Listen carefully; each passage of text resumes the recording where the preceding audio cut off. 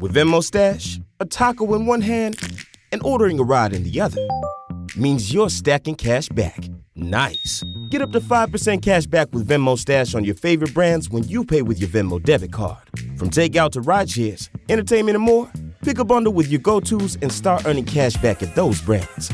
Earn more cash when you do more with Stash. Venmo Stash terms and exclusions apply. Max $100 cash back per month. See terms at venmo.me/stash terms. You're tuned into Auto Intelligence, live from Auto Trader, where data, tools, and your preferences sync to make your car shopping smooth.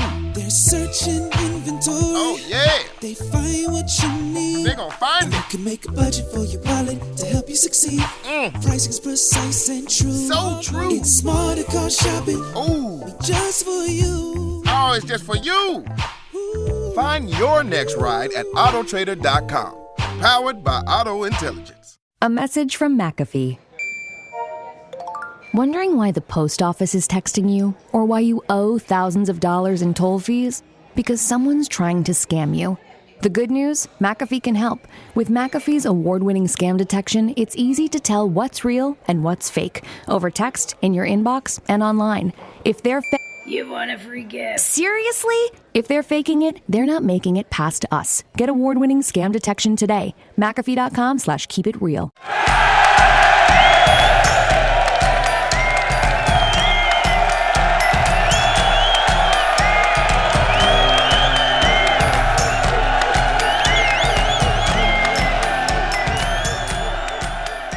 Yo, yo, yo, and welcome back to the Banter Boys podcast. My name is Sanji. With me is Vaf. How are you doing, boy?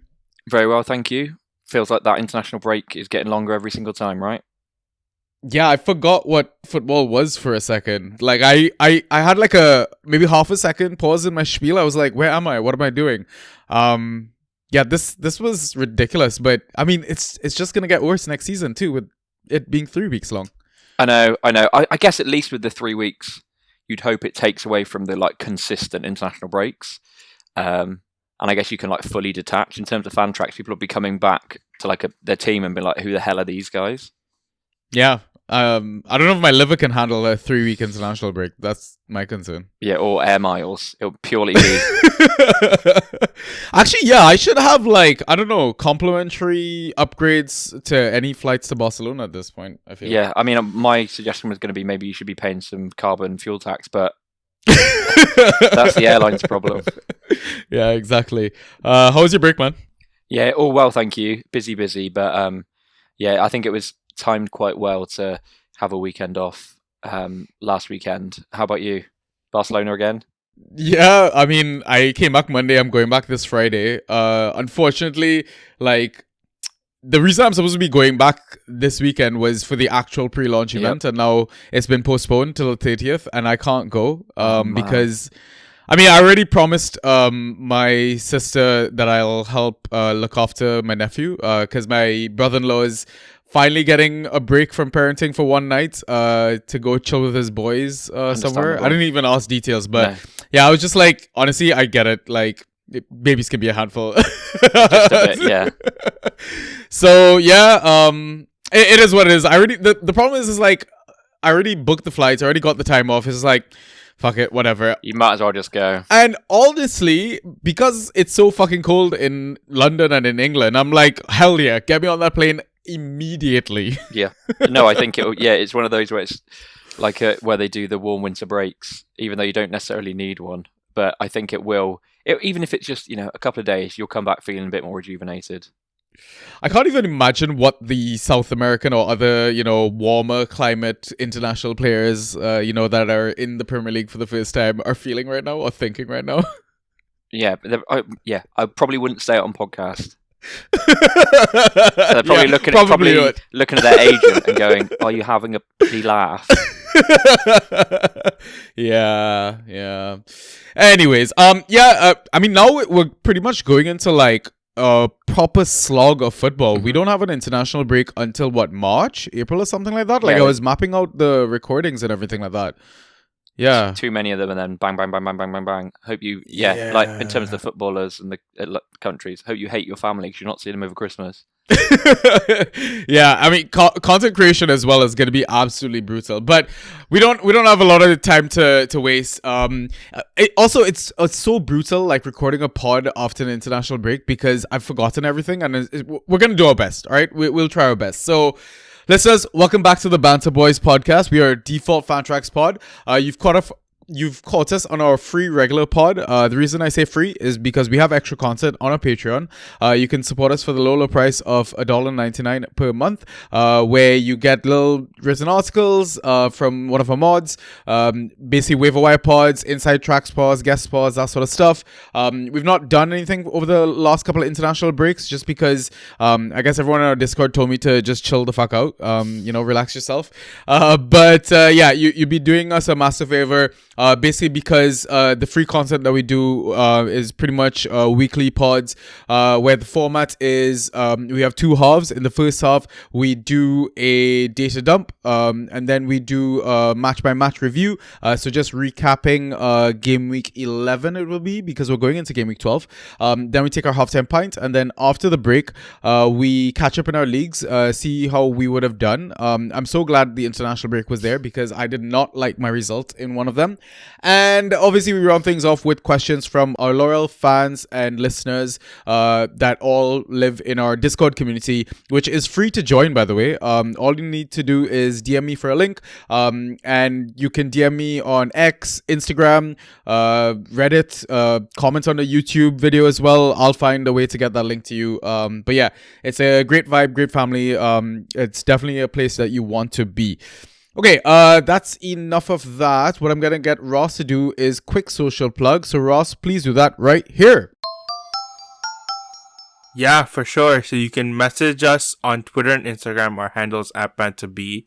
On Discord in the Draft PL channel, BantaBoys, #6585. On Reddit, /Banta_boys. You can listen to us on Spotify, Apple Podcasts, Google Podcasts, SoundCloud, and YouTube, all under the name of Banta Boys. Okay, so hopefully you've listened to Ross. If you're listening to us on Spotify, if you've not already rated the pod, what the hell are you doing, man? Come on, 5 stars, please. We would truly, truly appreciate it.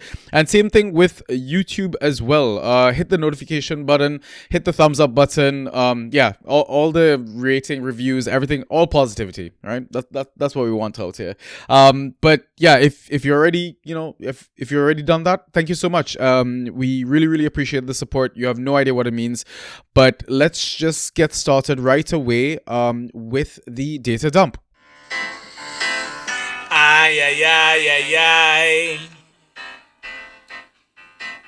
Fantasy with the Banta Boys. We're going to look back at Game Week 11, which feels like eons ago, but we're gonna start as always with key passes, and we'll probably only I don't know, this one's weird because the highest number of key passes was 4 by Diego Gomez, and then there's 3 key passes by a long list of players, and I'm just wondering, like, maybe we just pick out the names that are interesting to us. Thoughts, Raf? I think that sounds sensible. I think obviously we've got to touch on Gomez first. Yeah. I think the general consensus seems to be if he continues to play on that left-hand side, there should be points there. And I'm sure there are plenty of people that picked him up on the back of his last performance and thought we'll roll him out again and are very, very happy right now. I think a lot of it will depend on the fitness of Mitoma. If Mitoma comes back in and Herzl decides to play him straight away, maybe we see Gomez drop into an 8 or end up playing as a 10 and Ruta rotates out. And I think that would be the real test of how fantasy reliant he's going to be. What are your thoughts on Gomez? Yeah, I mean, I've also not done the research or the homework to look into, like, one of the things I like doing is pulling up a player's profile on Transfer Market because it kind of gives you the exact position of where they played in that match or whatever, and then kind of comparing that to the Fantrax scores. And I feel like he hasn't had enough appearances in the league. I mean, if you are able to access DraftLad's amazing ghosting tool where, it kind of covers all other competitions and all that sort of stuff, and you dig into it, I am curious. But again, the the reason I didn't stream this absolute ghosting machine apparently is just I just didn't trust Hosler. I didn't trust the player to, play over 60 minutes, that sort of stuff. I don't know. I feel like this could potentially be a flash in the pan because if everyone's fit, I don't think he starts. Yeah, I don't think that's an unreasonable. He's making it harder for Hertzler to not play him. I think that's... Yeah, but Hosler doesn't play Fantrax, though. No, I'm not saying that, but I'm saying in terms of his real-life performances, I think from what I've seen of Brighton fans, they've been very impressed with his just ability to just want to be involved in things. And I think that's similar with Minte. I think Mitoma obviously has that those flashes, but I think we can recognise he can be very streaky or sort of... He can disappear from the games. Yeah. Exactly. Yeah. And I think if you're, especially the way Brighton's been performing this season, which is fairly inconsistently, at some point you're looking for a player with that tenacity to just keep driving at the oppositions and put those balls into the box. Yeah, I mean, I feel like him and Buendia had very similar effects in their respective matches in that game week, in game week 11, because both of them very tenacious, doing the defensive work and then driving the team forward, getting into attacking positions. I mean, one guy gets an attacking return, the other one doesn't, right? With a beauty of a free kick, I must say, and we're eventually going to get to that in match reviews and stuff like that. But yeah, I mean, I get it. But the thing is, okay, like, if you are in a pinch and your matchup depends on dropping a benched Gomez, I feel like people would do it just because we've not seen enough history of this player. I feel like this is his first season for us, like Fantrax managers. He was there last season. I've got a feeling he came in after the MLS season finished. Right. Okay. Last season. I could be wrong on that, but I feel like he came in halfway through. There were sporadic appearances last season and there was definite excitement, I think, because of the acclaim coming from his performances in the MLS. Yeah. But this is the first time that we're really seeing him sort of have a bit more of a starting role or be expected to make a difference. As opposed to last season. Yeah. I mean, listen, 50 over 50 Fantrax points across 2 matches is insane, right? But I mean, you look at the previous games, regardless of the bench starting or whatever, he never crossed 5 Fantrax points. Yeah, exactly. And that's, I guess this comes back to what you just said, which is if I was in a pinch and he had been benched, I'm not desperate to hold him just because the sample size is so small. Yeah. I mean, it could be that I regret it, he comes on and boom. But I guess the question would be if he's benched on Saturday or on this weekend, does that lead to just rotation generally? I think the key thing is Mitoma, how his fitness looks and what Hertzler decides to do, because part of the issue with Hertzler has been he's been rotating and does rotate those players quite a lot. We've seen Ferdy playing on that left side, we've seen Minte playing on that left side and other players on the right. And as more players come back to fitness, is he going to continue doing that? They've not necessarily settled on a starting 11 that's performed really well for them. Yeah. So I think, it's a difficult one. Obviously, if you've got him and he's starting, ride it. Yeah. But if he's not starting and you have to drop someone, I wouldn't completely write it off. Yeah. I mean, if you're a Mitoma owner, I think it's almost a must-own, must-grab, and you can probably keep him if he's benched. If you're a Mitoma owner. I think that's a massive caveat there. So yeah. Or if you're a Mitoma owner, and my thing with being a Mitoma owner is I think he was overdrafted.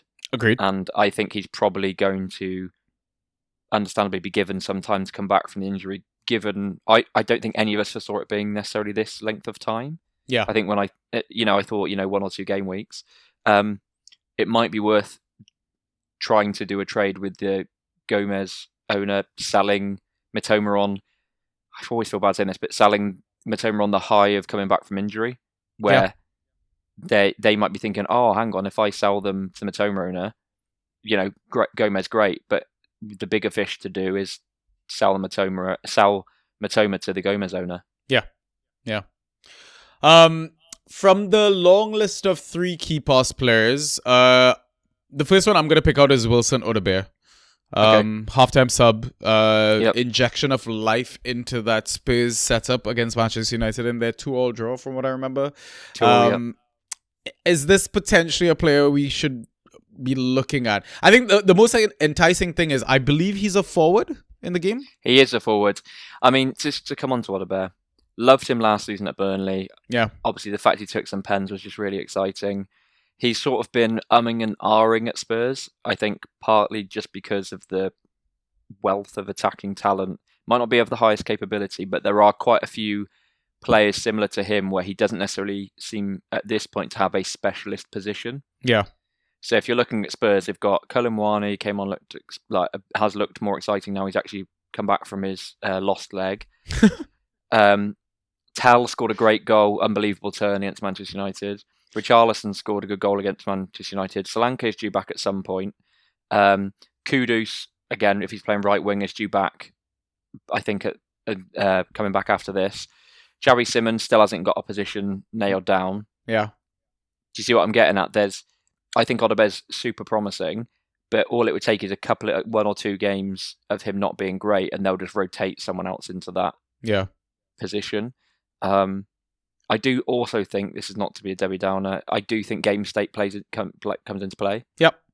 Agreed. Which was Frank basically saying, throw everything at it. Yeah. But given the lack of forwards, I'd say it's certainly worth a pickup, but my concern, again, coming into this weekend would be North London Derby's 4:30 kickoff on Sunday, UK time. Yeah, I mean... So you're carrying all the way through the weekend, and then are you going to play him against Arsenal anyway?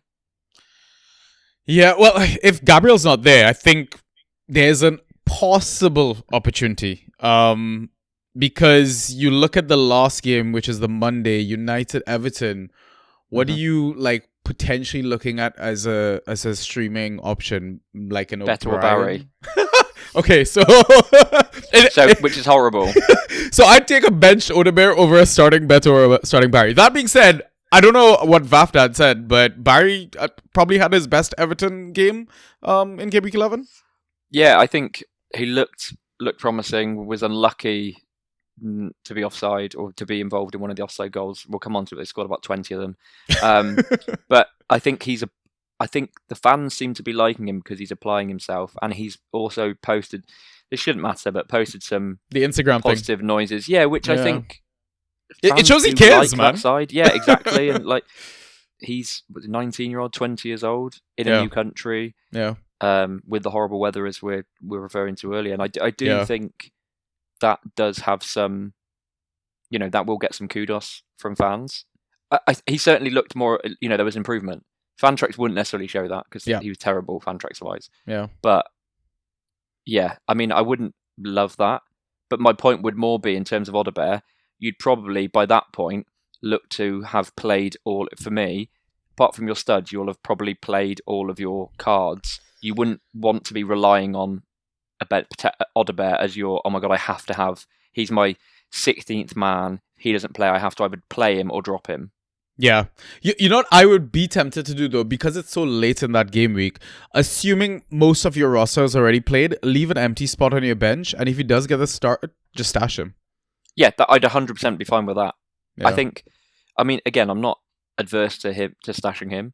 I think he looked really exciting, and I do like him, but I also think with the age, the fact he's on the new team, there's probably going to be periods of, 6 and 7s, which is fine. Yeah. But I think he's probably rarely going to see more than 65 minutes as well. Yeah, that's fair. Another name, Freddie Potts. Man, kid's the real deal. I know. I really, really do like Freddie Potts. I mean, I noticed he wasn't on all corners this game week. Nuno obviously did his, just before the game, seems to spin a wheel, and whoever's name it lands on takes the corners, because Somerville was taking some this game week. Yeah. But I do think he's got that solid floor. I know he came off at 61 minutes. There's some slight concerns over whether it was an injury, whether it was a cramp. But if you've got him, just wait and see what the weekend holds. If he's not starting, I think he is a drop. Yeah. Yeah, that's fair. But honestly, it's just because of how bad their other options are. I just think he starts if he's fit. Yeah. Yeah, I do think they seem to be gaining a bit of momentum with that sort of, and especially with Paqueta suspended this weekend, they have been gaining some sort of momentum with that lineup, with having him there as the anchor. Yeah. Is certainly helping. So yeah, I think he's one of those where if he's on the waiver wire, which he will be on some, just because it's who the hell is Freddie Potts? But he is like the perfect mid-5. Yeah, honestly, yeah, agreed. The only other name I would want to pick out and to talk very, very, very briefly on is just Alejandro Garnacho. I think he got 2 assists in this game. He looked amazing. but he looked electric. It's Wolves tax. That's why I didn't want to spend too much time on it. I 100% agree with you, but I guess we've seen that he's very much like a confidence player in a way that he's full of it. Yeah. But if it's going well for him, I think he can parlay that a bit more. He's, like a lot of people, he'll start the game in a bit of a better mindset. But I think, so in some senses, the international break might have done him a bit of harm isn't the right word, but might be a shame in terms of Fantrax managers. I know there's Wolves tax, but he looked really, really good. He looked really strong, and if he can keep those things up, considering he will have cost you nothing a couple of weeks ago. Yeah, I mean, listen, over the next few games, it's fine, right? Burnley away, obviously Arsenal at home is tough, but then Leeds away. So at least 2 of the next 3, like you got to hold on to him, you got to roll him out. And then maybe trade him out after if you're skeptical that it's, he's only good in easy games or something like that. So yeah, exactly. I think people will be pleasantly surprised at how he's looked the last couple of weeks. Yeah. I guess Maresca included. But it is, I think, if Palmer does, come back the next couple of weeks, I know the noises haven't really been anything either way. But if he does start to come back, that whole sort of front 4 is going to start to shift a little bit. Especially over the busy period, as it gets more and more congested, that's when Mares is going to go, right, I signed you so that I can change all around, essentially. Yeah. But from the other names, I think I'm good. Like everyone else is like usual suspects, unless you want to pick someone out. No, I would say I give a shout out to Jeremy Doku, who looked amazing against Liverpool, but I think we'll come on to that in the recap site later. Yeah, for sure. All right, next category was shots and how many were on target. So the highest number of shots attempted in Game Week 11 was 5 by Enzo Fernandez, who had 2 on target, and Igor Jesus from Forest, who had 0 of his 5 on target. And then 4 shots attempted by Eberechi Eze, James Garner, and Ugochukwu, all of them having 1 shot on target each. Thoughts, Vaf? What a terrible conversion rate. Come on, across the board. Hang on, let me just do the quick maths. We've got 22 shots, 5 on target from those 5. Come on. Yeah. And what an just awful selection of names. No, I think generally quite uninspiring. I think the Ghana one was that amazing free kick. Oh yeah, man, good player, man, underrated. But I mean, was that the? I think it was. Yeah. That should count for 2. That was lovely. Enzo Fernandez. I don't understand how we managed to have 2 because every time, anytime I've watched any of that game, he just didn't seem to be in and around the box. So I'm going to say Wolves tax for that one. Yeah. Then Igor Jesus. I don't understand how he's managed to have 5 shots and none on target because. Against Leeds. Forest, and also Forest was good. Forest looked good. Yeah. And Ndoye looked good, actually. But that is the concern, because Ndoye never usually looks good Fantrax-wise. Yeah. One thing I will say with Igor Jesus, whilst we're mocking and saying 5 shots, none on target, I wouldn't hate that as a Jesus manager generally, because you think, well, he's getting shots away. All he needs is a couple of those, 2 of those to go on target. There's 4 points. You're starting to go in that direction. It's where the dice is looking at that going, what the hell are you doing out there, man? Well, he's got his boy Chris Wood coming back. So as a Chris Wood owner, I'm like, yeah, okay. I know, but do we know when though? I assume he should be back. I don't know. I mean, obviously, we still are, recording on a Wednesday evening, so we're not privy to any presser updates, people coming back from international break, all that sort of stuff. I mean, on the first side or initial side of the international break, Sean Dyche said he's near returning, but we've also heard Dyche talk about, DCL when he was at Everton about, he's back soon. And then 2 months later, DCL was just coming back. Yeah, no, that's true. I guess, we'll wait and see whether Dyche is coming back for the international break with Wood. Hey. All right. Next category, because I really don't discuss the other names. Would be accurate crosses, not corners. Highest number was 2. By a few players here: Garnacho, Diego Gomez, Mikalenko, Odebear, and Jordan Henderson. Any thoughts here? Well, I think Garnacho and Gomez we've touched on. I think those apply to what we've said earlier, and similar with Odebear. I think Mikalenko's interesting because he's sort of been nerfed a little bit this season with Grealish, or it's felt like, because Grealish is sort of taking on that load on that left-hand side a bit more.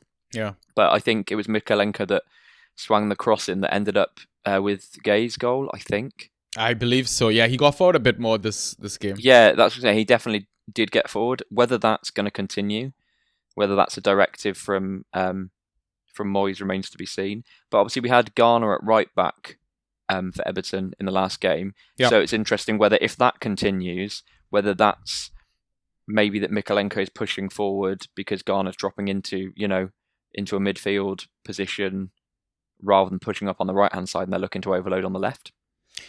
Yeah, I mean, eventually, Moyes made some changes, brought Garner into the midfield. They kind of went into like a 4-3-3 system, brought O'Brien into his right-back position. So, yeah, it's one of those situations where we might have to see, maybe it's a horses for courses situation, and that's why I feel like Mikalenko is still almost like at a streaming level. Like, I'd probably only play him based on easy fixtures. And, I mean, I hate to say it, but now Fulham seems like an easy fixture.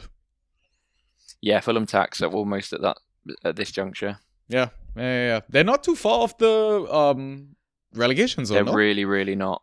Yeah. 2 points, I think. Pretty scary, man.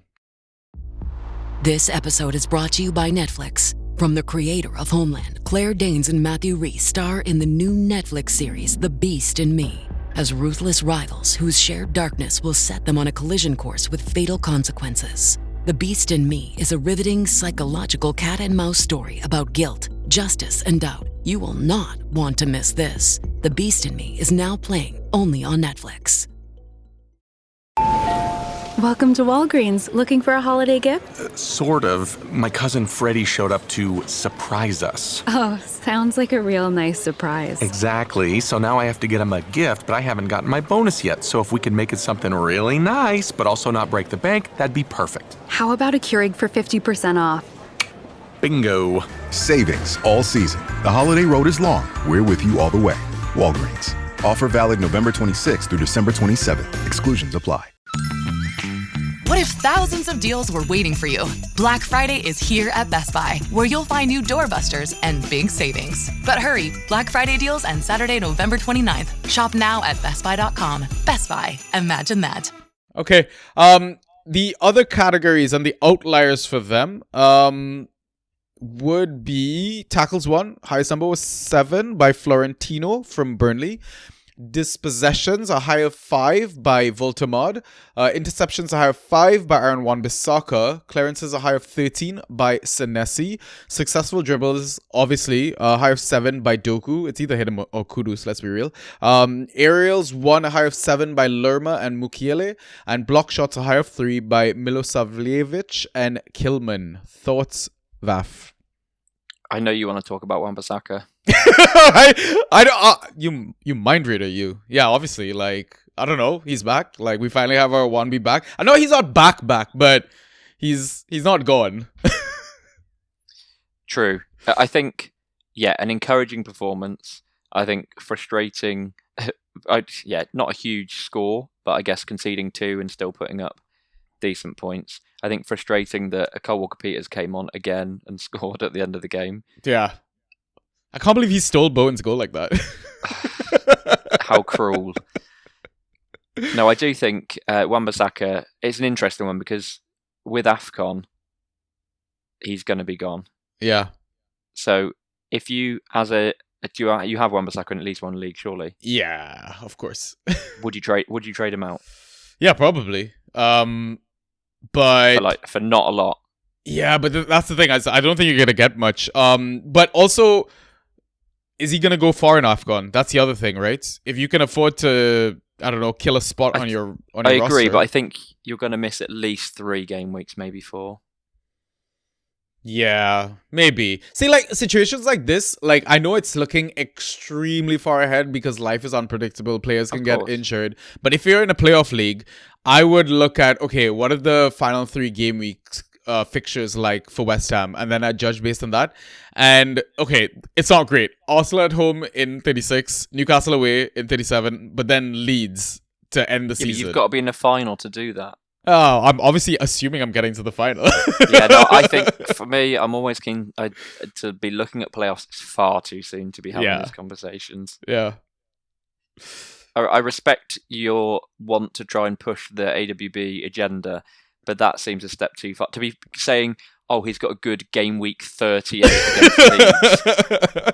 Come on, would you expect anything less from me, though? Good point. In terms of the other names, Florentino, interesting because he's very much one of those Gattuso players, sometimes maybe good, sometimes maybe less so good. Yeah. That keeps happening, but looks like a promising player. I'm interested by the amount of clearances by Senesi because he didn't score well. I think he got 2.5, something along those lines. I mean, they got battered 4-0. Like, there wasn't much else to do other than try and clear the ball. But he got 1.25. So I know it's positive that he's posting that after. I know, but I'm saying it's interesting about a lot of clearances, but I'm sort of, in my head, I'm looking at 13 clearances and looking at the score and I'm raging. Yeah, maybe. I honestly didn't expect them to get battered that much. But listen, game state, right? Because they won the penalty when they were 2 goals down. They put that away. Yeah. It could be a totally different game. I completely agree with you, and I think by the time that the penalty was missed, Villa had the wind in their sails at that point. Yeah. You know, when you just know it's your day, and it did or you know it's not your day, I do think there was an element of that. Regarding the other ones, Lerma's an interesting one with the aerials one because he's the guy taking the long throws. Yeah, I mean, same with maybe Mukiele. He threw it so high, maybe they both threw it so high, but then ran in and headed the ball on. You know, like Tom and Jerry, where I think there was one where he used to play badminton against himself. Yeah. Or one of those. So maybe it's one of those. Yeah, that's interesting. The Florentino one is giving me very much like he's doing steady Eddie stuff as well. Agreed. Like, for example, I know it's like the first game of the game week. I always hate streaming from that one. But against Chelsea, there's a chance that if you're absolutely struggling for like a midfielder for your roster, he could probably get like 7 to 8 points easy. You say that, but then I'm just looking at his scores against some of the stronger teams. So at home to Arsenal, they lost 2-0. He got 4.25. A few weeks before that, they played City, played 90 minutes. He got 4.5. And then, I mean, the teams he scored well against at home to Leeds and away to West Ham, so 2 of the worst teams in the league. So scrap everything I just said. As you. I would usually think the same as you, sort of in the Kante role, if he's going to be busy, CDM. Yeah. But looking at those, I think it could be a very unpredictable. I could easily see him scoring 8 or 9, but I also, if I read that he got 4.5, I'd be like, it tracks. He's not expected to score many. How nice of you to call us a tough fixture. Ryan doesn't do that, so I appreciate you. Well, that's all right. You've looked better the last few weeks. I think for Burnley, you're a tough fixture. Yeah. All right. I think that's about it for the data dump. So what we're gonna do is move on to our next segment, which is the game week recap.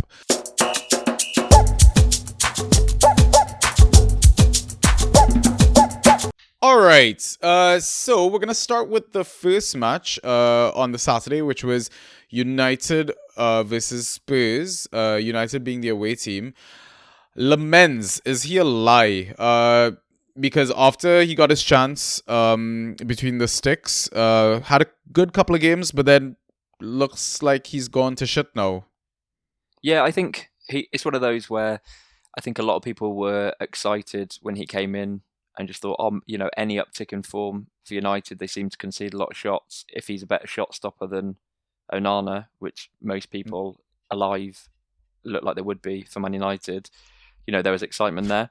But I think he's looking like one of those goalkeepers, happy to have him on the team. You can roll him out, but I also wouldn't be concerned about dropping him if there was another candidate that looked good, if that makes any sense. I see him as sort of that burnt Leno level, maybe even Dubravka if you're being generous, who's looked positive at certain points this season, but he's certainly not looking like the second coming of Roofs that we hoped he was going to be. Yeah. That was basically what I kind of treated him as because I had Dubravka, dropped him for Lamens, thinking exactly like you said, because all the managers that missed out on Roofs would have been roofing the day. That's a terrible joke. I basically immediately just tried and swapped to a different goalkeeper, like a Sanchez, and just went pure fixture play. Clean sheets with potential couple of saves here and there. But I think we need to see a bit more positivity from him before we ever consider him like a reliable goalkeeping asset at the moment. Yeah, I agree. Like I said, I don't hate owning him. I mean, I'm not one that likes to chop and change goalkeepers, because I think if through the end of the season it'll largely even out. But if there's a goalkeeper out there that I'm like, oh, actually, he's looked really good whenever I've watched him, then I would just say, don't feel bad if that means dropping Lamens. Don't lament it. That one's a better one than your roofing today. I was just going to delete my roof joke, but yeah. Too late now. So the other player I want to talk about is Dorgu. So if you go on the Draft Society website and you access their useful draft metrics page and you sort it by ghost points per start, Dorgu sits 8 overall, I believe. At what point do we consider bringing him in? Because I feel like he's going to get more starts, more minutes once AFCON comes around, because we see the likes of Mazraoui, Ahmad, and Mbeumo all from that right-hand side disappear. Yeah, I think if he's not already been picked up in your league and you're in a 12-person league, I'd certainly say it's worthwhile picking up and rolling him out. I think there's excitement there because of the upside. We've touched on Lamens there, that defence seems certainly more secure than this time last season. So I think there's potential for some clean sheets. He was fortunate with, obviously, got the clean sheet locked in with the early sub this weekend. Scored again for Denmark last night, which he gets into those attacking positions.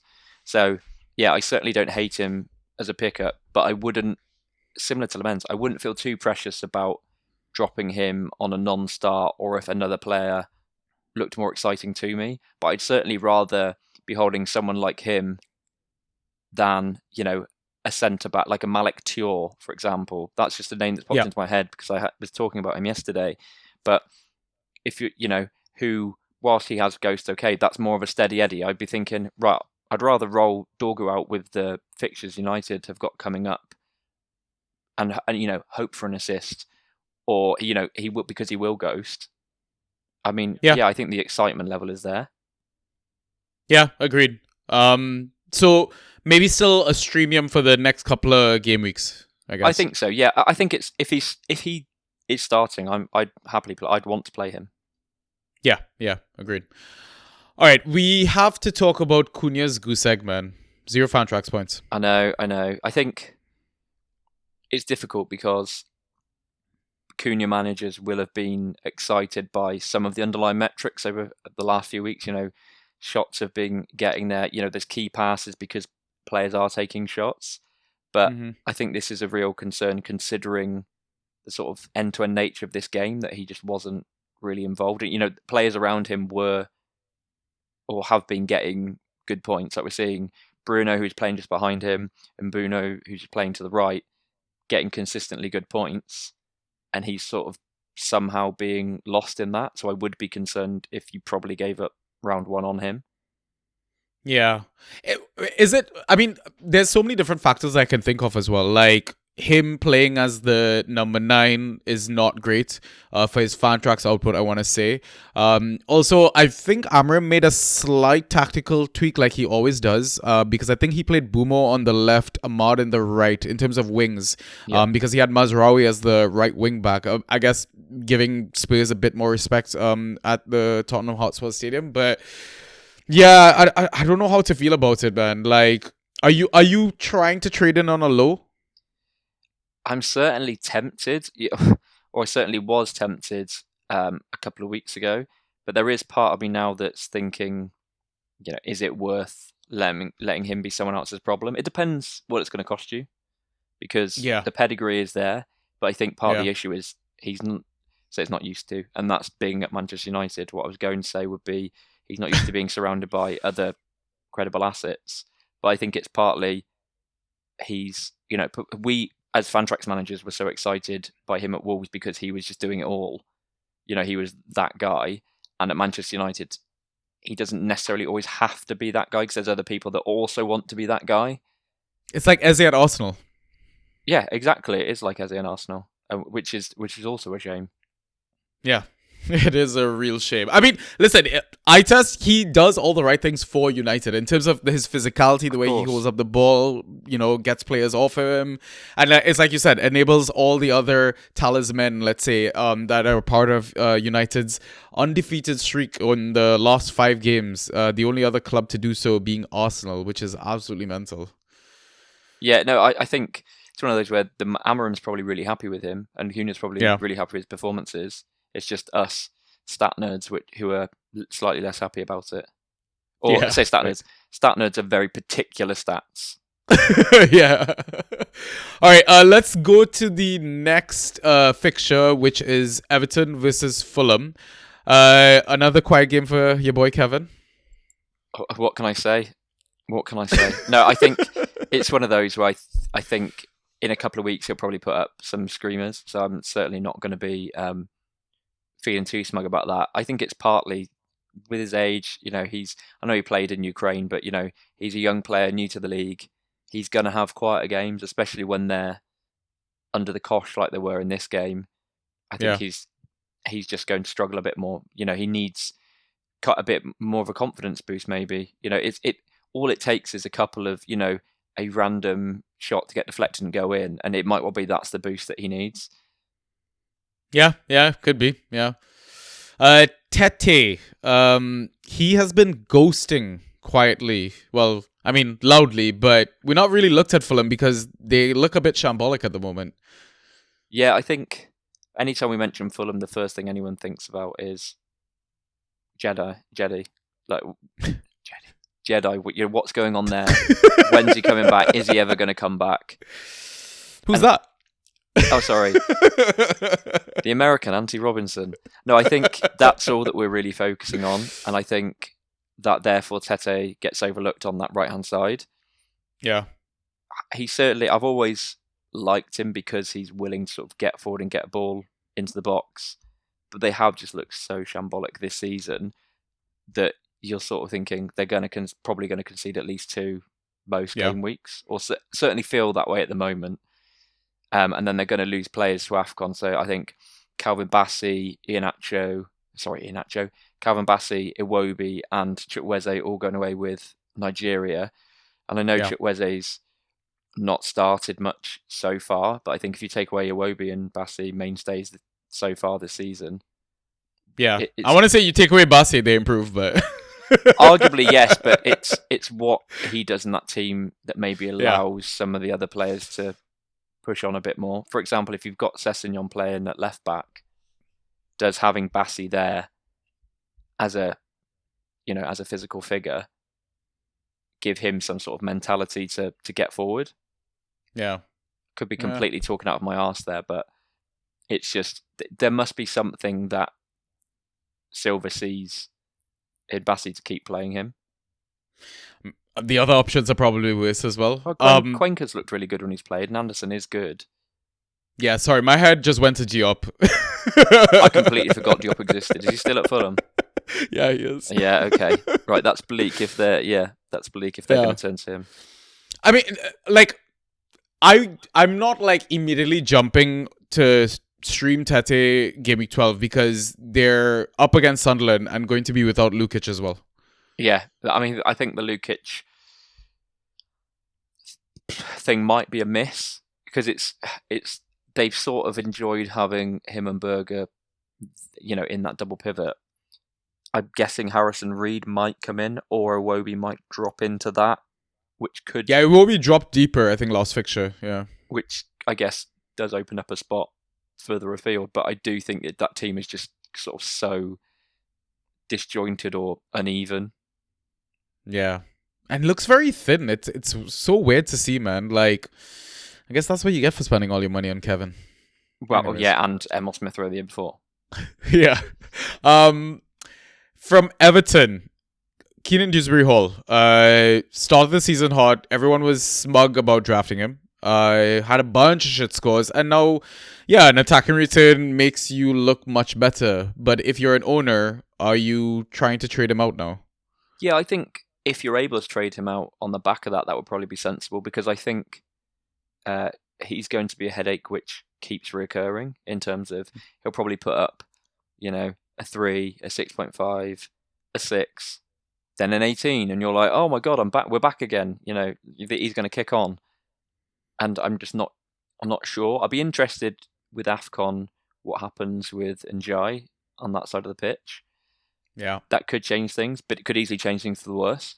If a McNeil comes in, yeah, or even an Alcaraz comes in and takes more sets off Dewsbury Hall, then I think the trade feels to me the trade value is being diminished week on week, if there is any, and it might well be you use him in a 2-for-1. Yeah, and it's so interesting because I mean, the way you kind of described him just now, he's so similar to Harry Wilson, for example, who can be so trappy, will put up similar scores like 2, 3, 4, and then drop a 20-something. Yet Harry Wilson is easily being dropped and streamed every game week, yet people are holding patient with KDH. I think part of the reason with KDH is he's starting nearly every game. And I think people still have it in their minds that Harry Wilson scores well every time he starts. Yeah. And they'll look at the scores and go, and then if you actually looked at the minutes, you notice he's starting more this season.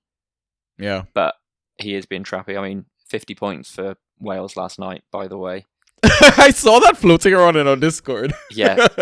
I mean, not a terribly great opponent, but we all know he's got it in him. But I do agree with you that it is a similar sort of, people are happy to pick up and drop Harry Wilson. I think people would probably be happier within themselves if they treated Dewsbury Hall in much the same way. He's one of those players, you know once you let him go, you held him slightly too long. Yeah, agreed. Okay, next game, West Ham versus Burnley. Couple of things I just wanted to touch on. I mean, you can pick either one. We can talk about Fleming's finishing ability for Burnley, or the fact that Jadon Anthony is, I don't know, like frustrating managers after such a hot start to the season. Yeah, I think let's start with Fleming. Finishing looks absolutely solid. Very frustrating he's not a forward. Yeah. Given this season, that's what we would like, and is clearly playing as a 9. Yeah. But yeah, looking really good. I think it feels to me a bit like, and to hark back to a previous Burnley striker, a bit of like a Chris Wood streak. He'd have those streaks for Burnley. Sort of situation where ride it in terms of he's playing well, he's scoring. You might as well just hold him and just see how it goes.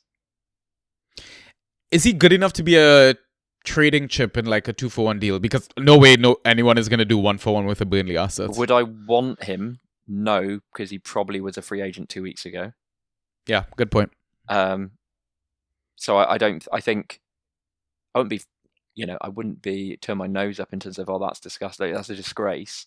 Yeah. But, and I've discussed this before in the Discord, I think part of the issue with trading is the message or the view that every other manager has about that player.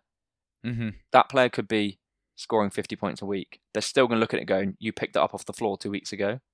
Yeah. Do you see what I mean? That's really frustrating. And that sort of devalues the player, and you get to the point where you go, this player is worth so much more than he would get me. Yeah. So yeah, I think if you've got a manager that is, low on mids, maybe they've got a couple of mids going off to AFCON. Maybe they've got Ismail Assar and, a Njai or something like that. They might have gone those round 4 and 5, for example. And they might want someone to tide them over that period. I definitely think it's worth having that conversation, but be prepared for them to look at you and go, he cost you 1 fab literally 2 weeks ago. Yeah, fair. Yeah, the whole Jaden Anthony thing, the reason I just wanted to touch on it is because I own him in a league. And like luckily I managed to get my IGL team, which has always been notorious for a lack of forwards this season, just given the way I drafted. But now that I have Chris Wood there, Jaden Anthony is a bench option. Yeah, I mean there were the hot starts of the season, then I want to say maybe 3-4 consecutive games of like negative scores, 4. maybe in and around that. And then gets a solid score, but then is this like a West Ham tax? Because West Ham are still kind of shit, even though they've had, back-to-back wins under Nuno. Yeah, potentially. I think his scores at the start of the season, the hot streak, all came with goal involvements. Yeah. But one thing, you've got to be in that, you've got to be getting those goal involvements to get those points. That's not taking away from that. But in terms of consistency, the floor hasn't been there. Yeah. At all. Yeah. Yeah, this weekend looked better, but there's something to do with whether it was just a West Ham tax.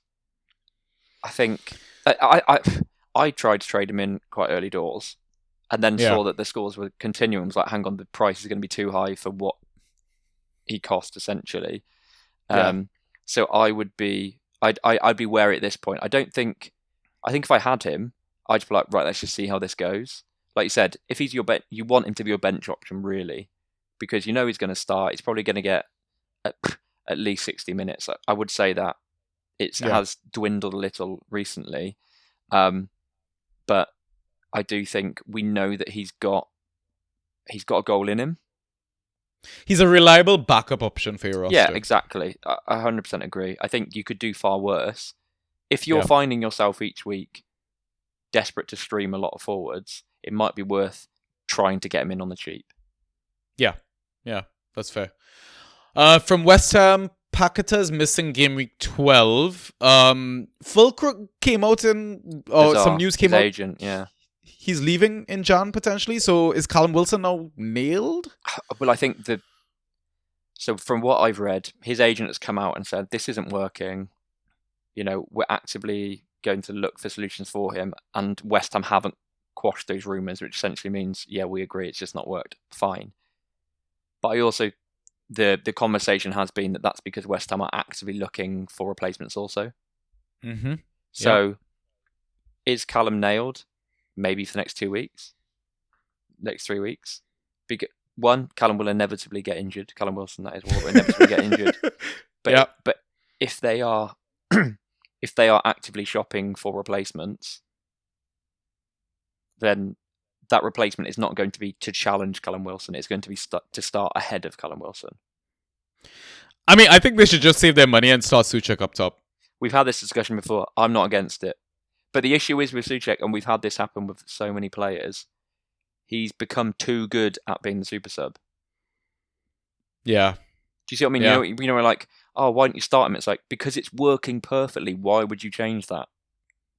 Yeah, he's the best super sub in the league at the moment. Exactly. Because he comes on and just causes chaos. Yeah. And his legs might mean that he necessarily can't do much more than that. You don't need them to, but my point is, if we're looking at, like for Fantrax wise, that someone out there will crazily be playing Souček off the bench because it's fun.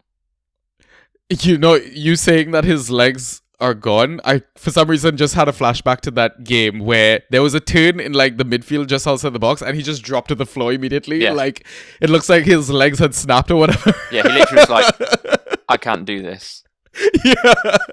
Yeah. And the thing is, he's only 30. He's only 30. He looks like 37.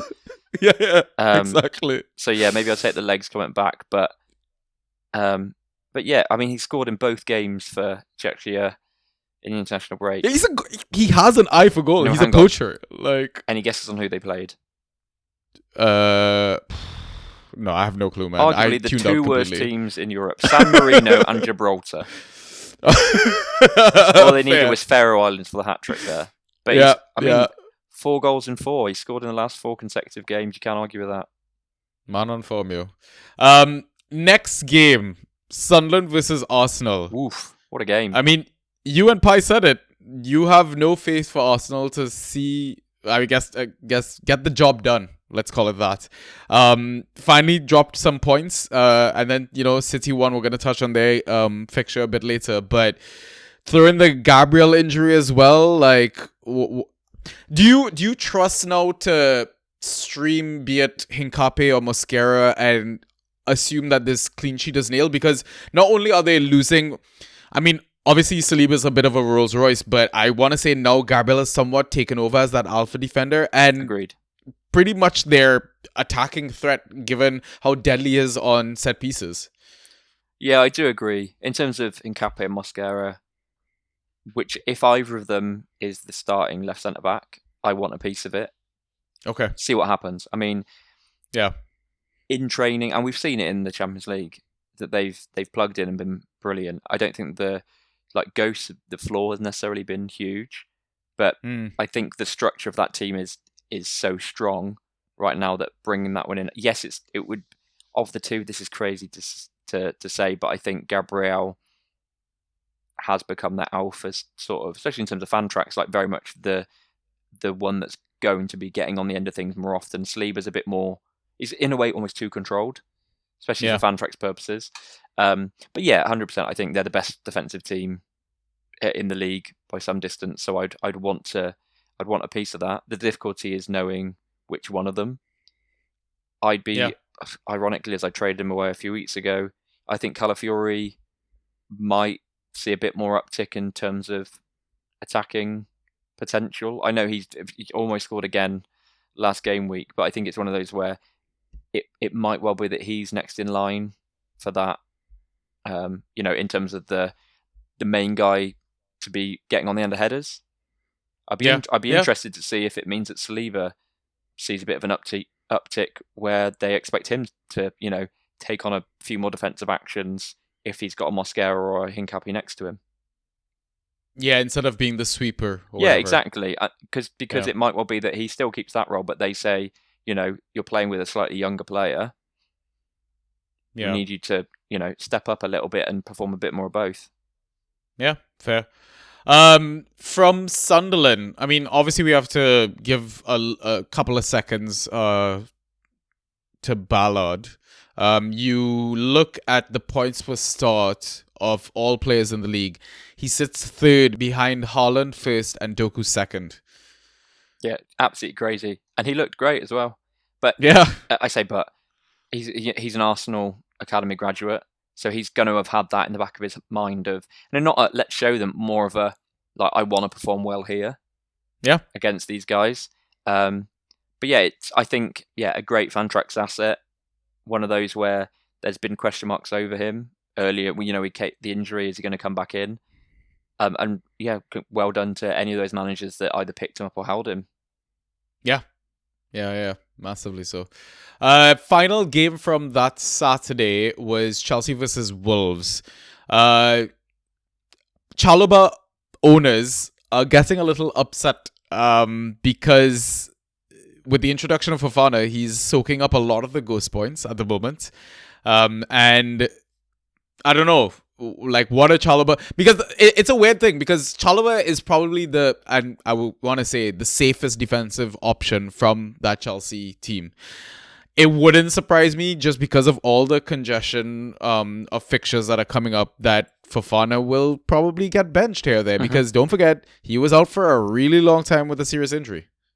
Yeah, I agree with you. I think the first thing I'd say to Chalobah owners who are getting frustrated is nearly all of them paid a pittance for him, right? Wow, so... In terms of no one's spent a lot of draft day value on him. Oh, yeah, he was my last pick in my draft. Exactly. So my point is, I understand the frustration, but bit of a reality check. You had a hot streak.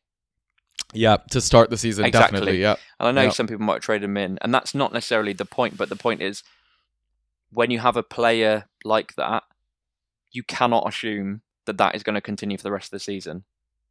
Yeah.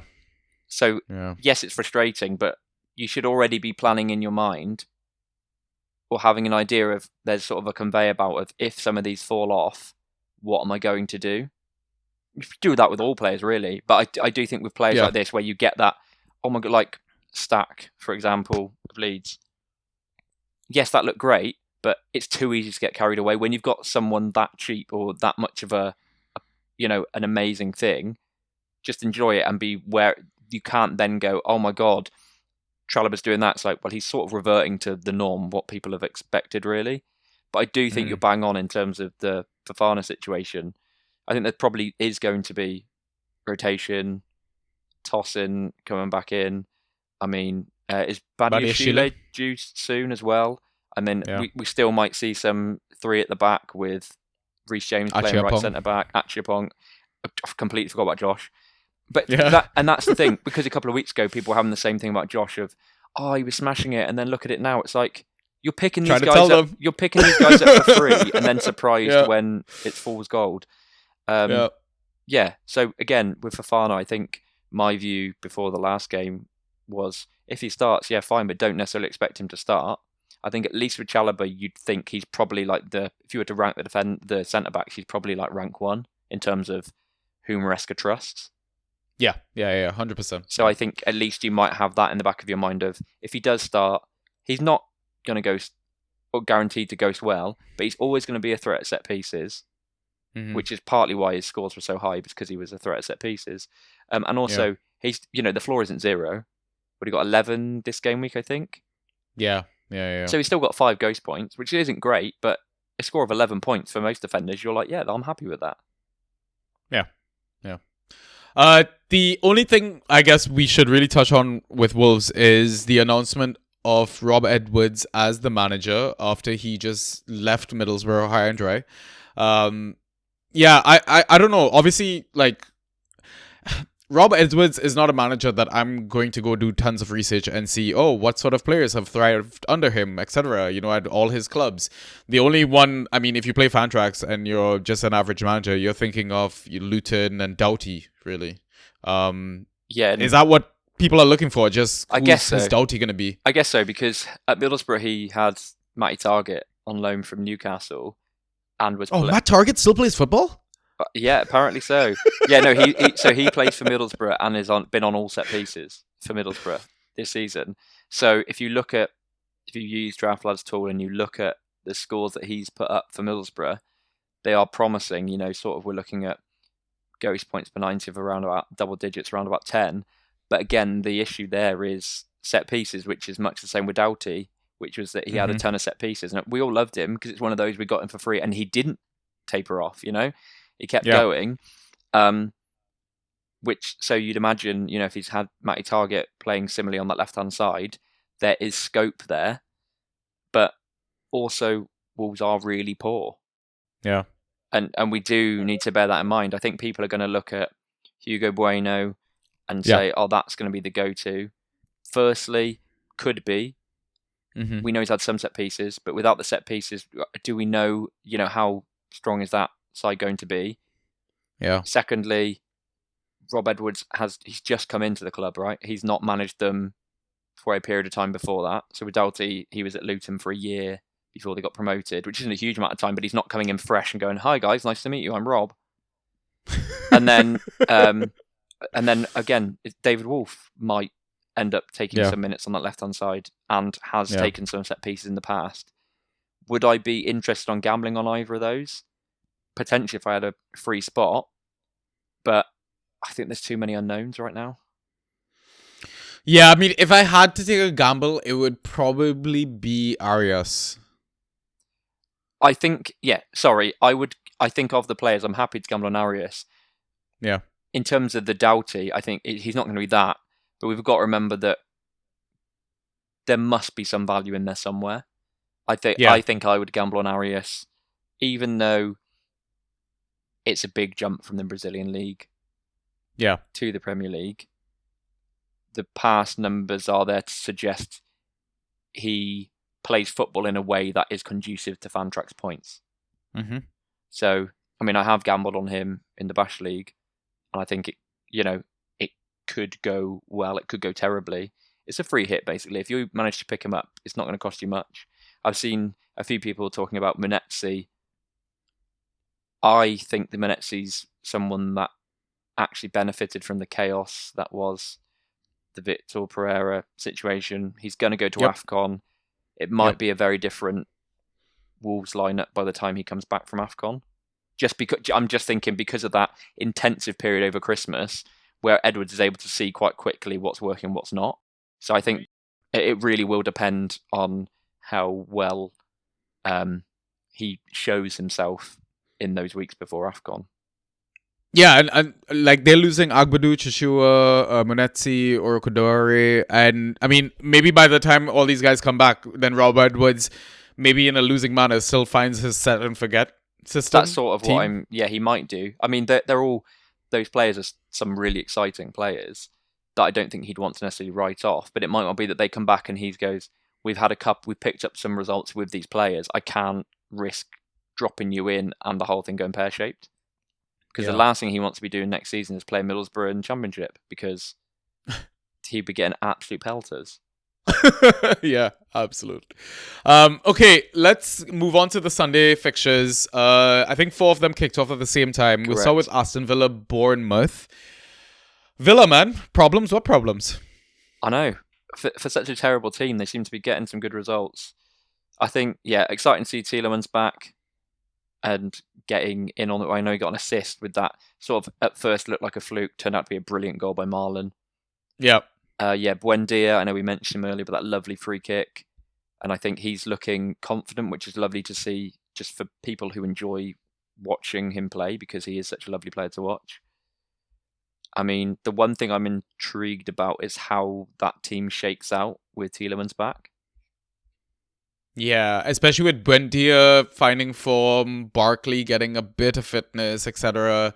I mean, again, they've got competitions to kind of spread the starts and minutes across, right? But yeah. Yeah, of course. I think if you're an owner of Tielemans, you'd be like excited, but then also mindful, is he going to play as an 8? Is he going to play as a 10? Is he going to start at all?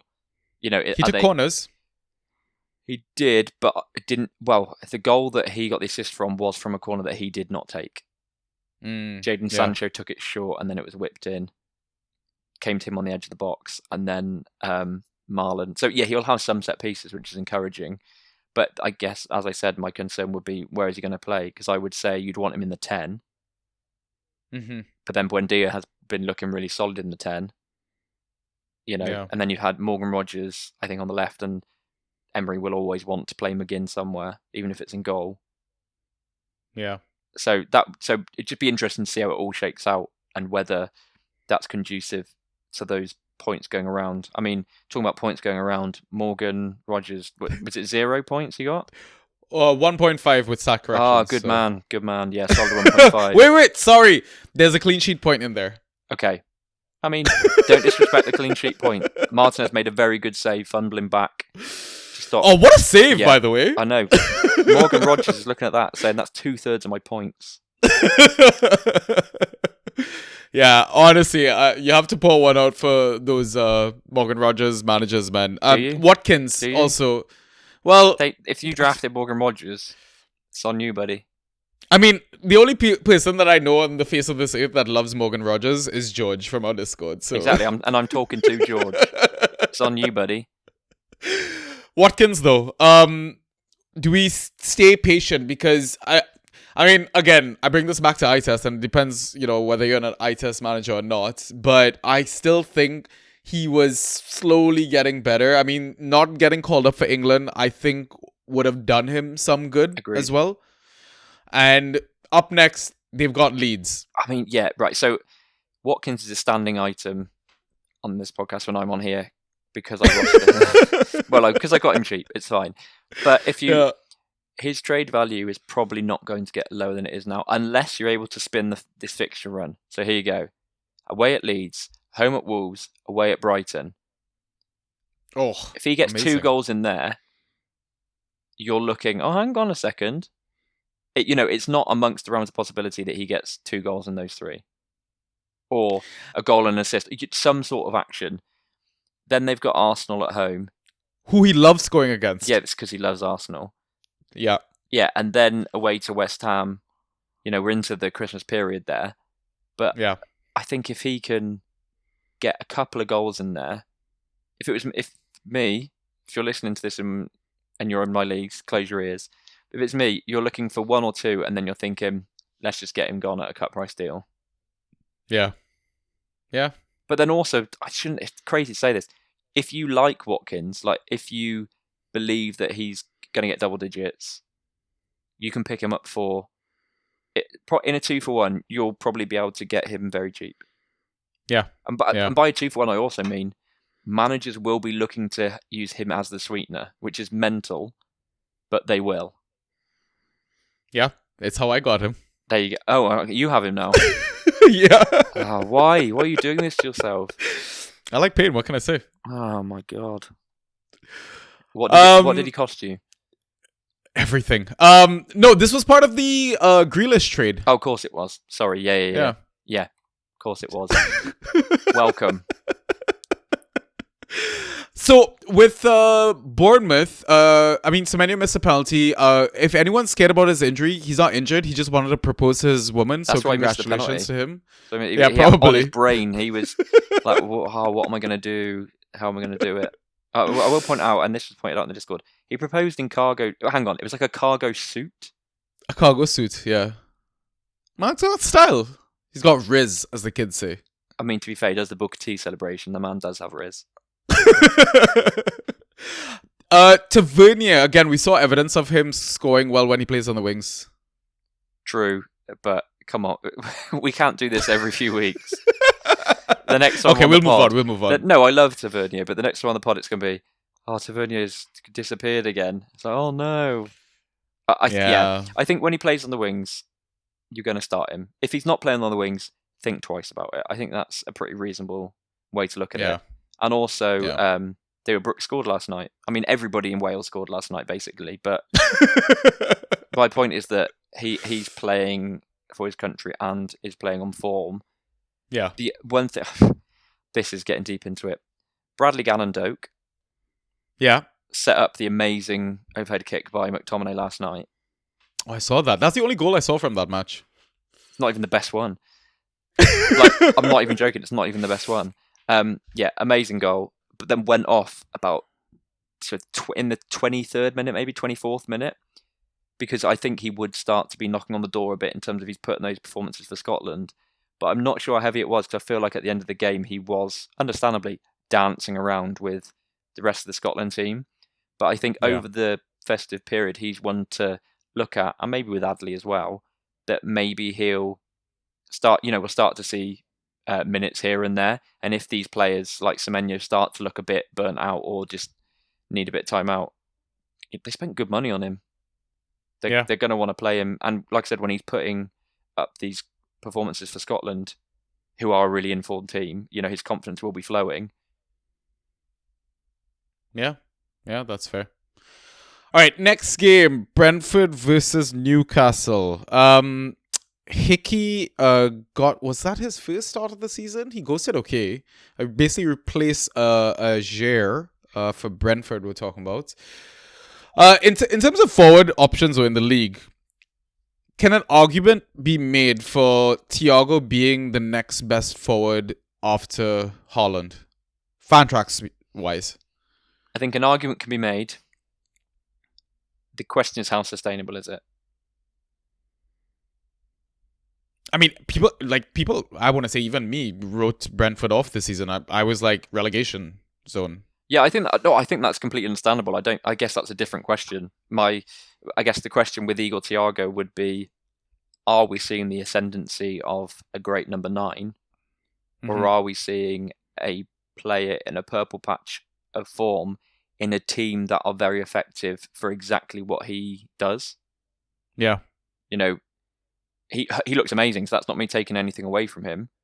I think he's looking like one of the most, in terms of Fantrax forwards, he's definitely up there. I think Mbumo should be in that conversation as well.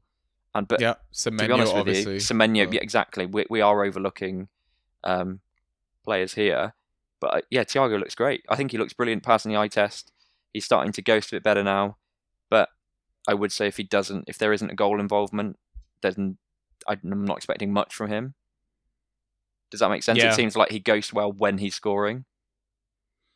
Yeah, I mean, it just kind of gives you a comfier feeling that he has penalties versus the other forwards that we kind of mentioned. Exactly. Yeah, there is that. I mean, there is the horrible situation that Sade has taken one as well. In the league? I'm fairly certain he has them. Surely in the cup. Either way, I think the fact that Thiago has largely been on penalties, is really encouraging. But it's right. Hang on, let me just look at his scores. He hasn't scored over 5.5 without a goal. Yeah, but I mean, you look at the landscape of the forwards and how I know that's not what I'm scoring. saying, but I'm saying in terms of that's not me trying to say he shouldn't be owned, anything crazy like that. My point is, it feels like if he scores, that tends to come with Ghost as well. Yeah. But if he's not scoring, you need to be mindful that you're not going to get, so far it doesn't look like you're going to get a huge amount. I think one of the main things with him is, he's their key man. He's playing the last 4 games, he's played full 90s. So he's going to be, there or thereabouts. In terms of the fixtures coming up, Brighton and Burnley, then got a bad one in terms of Arsenal and Tottenham, but they could be effective against both of those teams. And then Leeds, Wolves, Tottenham away is an easy fixture because Tottenham has shut at their stadium. Yeah, exactly. Tottenham are doing what Brentford did, the opposite of what Brentford did the first half of last season. Yeah. But I think it's exciting. Fixtures are really nice. Yeah, the fixtures are looking nice. Depends what it's going to cost you to get him in. If you are looking to trade him in, I may or may not have an offer out for him right now, but we'll see what happens there.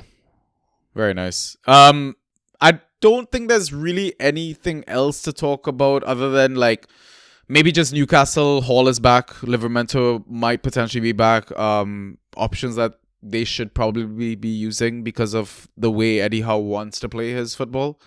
So just kind of keep an eye out for those guys. Next game, Crystal Palace versus Brighton. Pino off the bench. Was this his highest score for the season? It probably will be, but I think he is going to be one of those players that's just going to really frustrate people all season, I think. Because he's clearly brilliant. He's clearly talented rather than, I'm not going to sit here and say brilliant. Clearly talented, and the game you start him, he will get 5 points. The game you don't start him, he'll come off the bench and ghost like a madman. But I do think part of this was game state, though. Every time that they cut to this game, there was something going on, but not in an exciting, oh my God, there's been a goal, but it just seems to be people hacking each other down and sort of chaos. And I think that also comes out, we touched on earlier, in the ghosts from Diego Gomez. And Tyro Mitchell as well, actually. Yeah. Mitchell scored well. Well, I mean, the reason why I wanted to just bring up Pino is because you love him. Yeah, I know. That's fine. I mean, so that trade that I did with Grealish, the manager already dropped both Ryan Aït-Nouri and Pino, so I could easily go get back all my players. And then send him a picture of you and your boys. Well, the reason I ask is because 2 of the next 3 fixtures that Palace have, Wolves away, Burnley away, would you not chance it? No, it's tempting. I'm not gonna. You know it's tempting. You paused though. Yeah, you had I paused because I don't want to be mean to the poor boy. I think, so Wolves with the new manager bounce. No, not interested. Sorry, that was slightly in jest. Fair. No, I get it. I really just can't.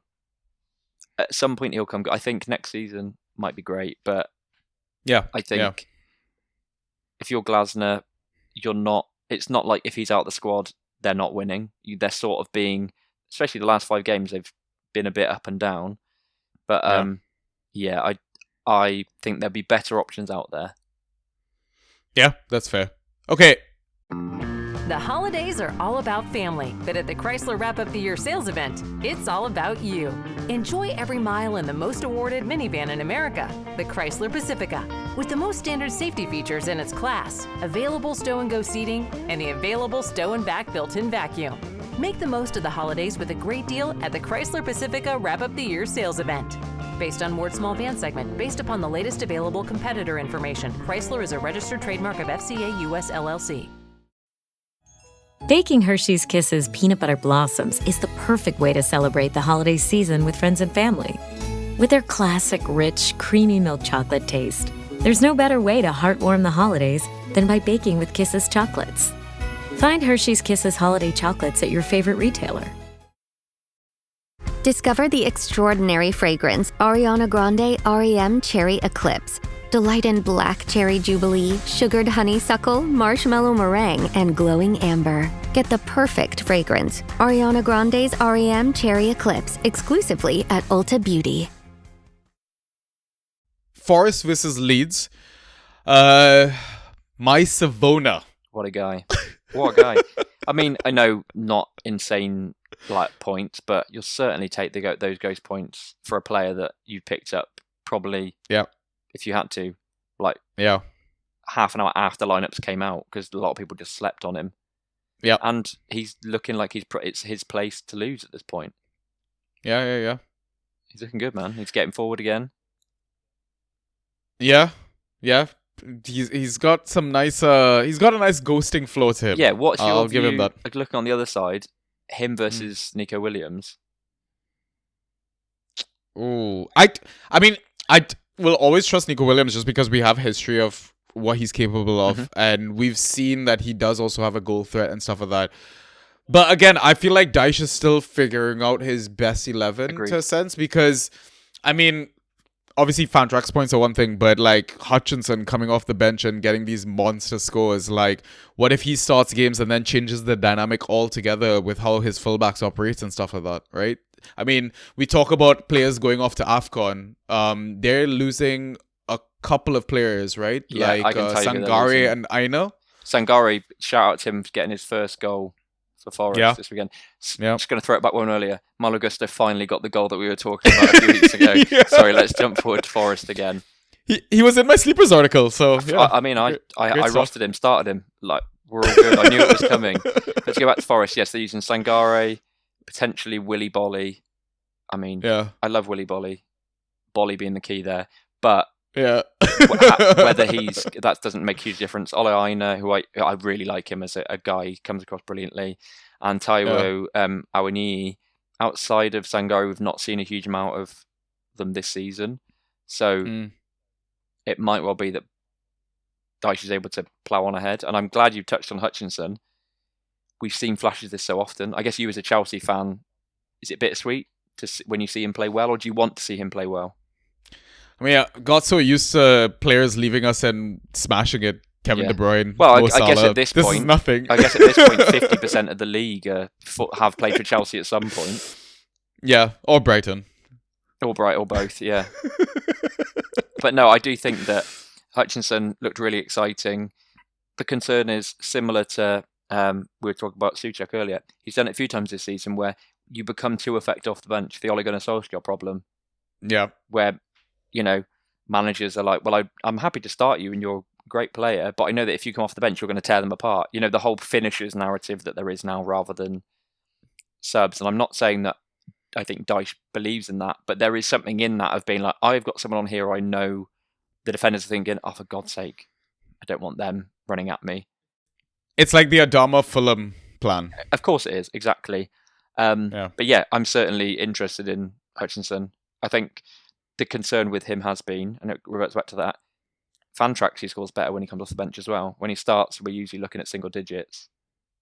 Yeah, and that's the problem as well. Agreed. I'm not going to touch on the Stark-Longstaff debate. I feel like we've beaten that enough. Like, if both start, Longstaff has sets. If Longstaff comes off, Stark has sets. Yeah, exactly.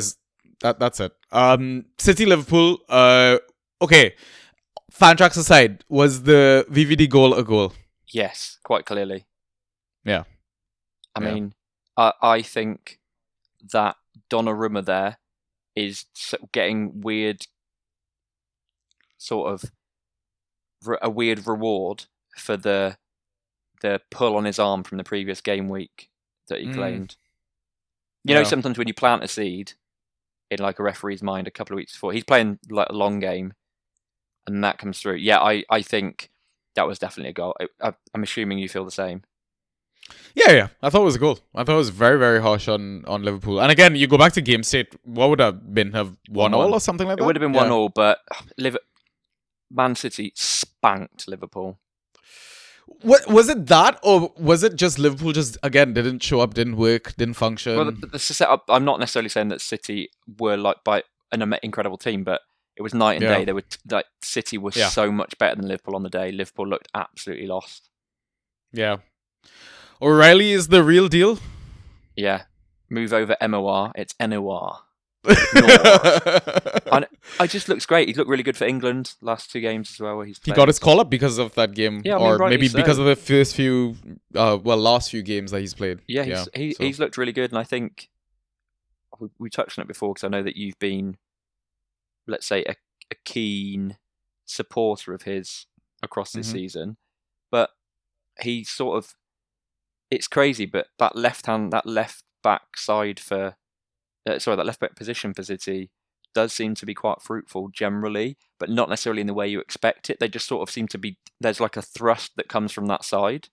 It looks brilliant. And on the other side, Núñez, like, killing it. I roster both of them. I will touch on it later. Bench both of them. That's fine. Oh my god! But having said that, Pep seems to really be liking that setup. Yeah. And I think if you're looking as a Night Nori owner, and you haven't dropped him already, like your friend there, you would be frustrated because you're thinking, well, if you're Pep, why would you rotate these guys out? Yeah. Because in terms of the balance, they looked really well balanced. Yeah. I know Cherky didn't do a huge amount, but in terms of the team did look really well balanced. Yeah. That was interesting. What did you think of Wirtz? Who? Exactly. All right, listeners. I think that kind of wraps it up for the first half of the pod. We're going to take a quick break and we'll be back with league updates and some questions. So we'll see you in a bit.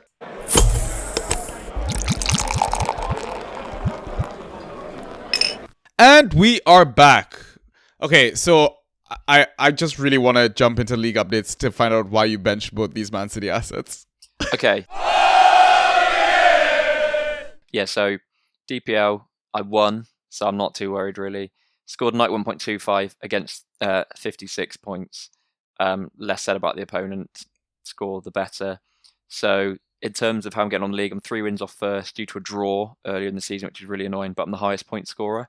So I'm feeling okay about things. In terms of why did I bench them? Because last game in the game week, and I wasn't necessarily... in my eyes, I was like, I'll play one of them.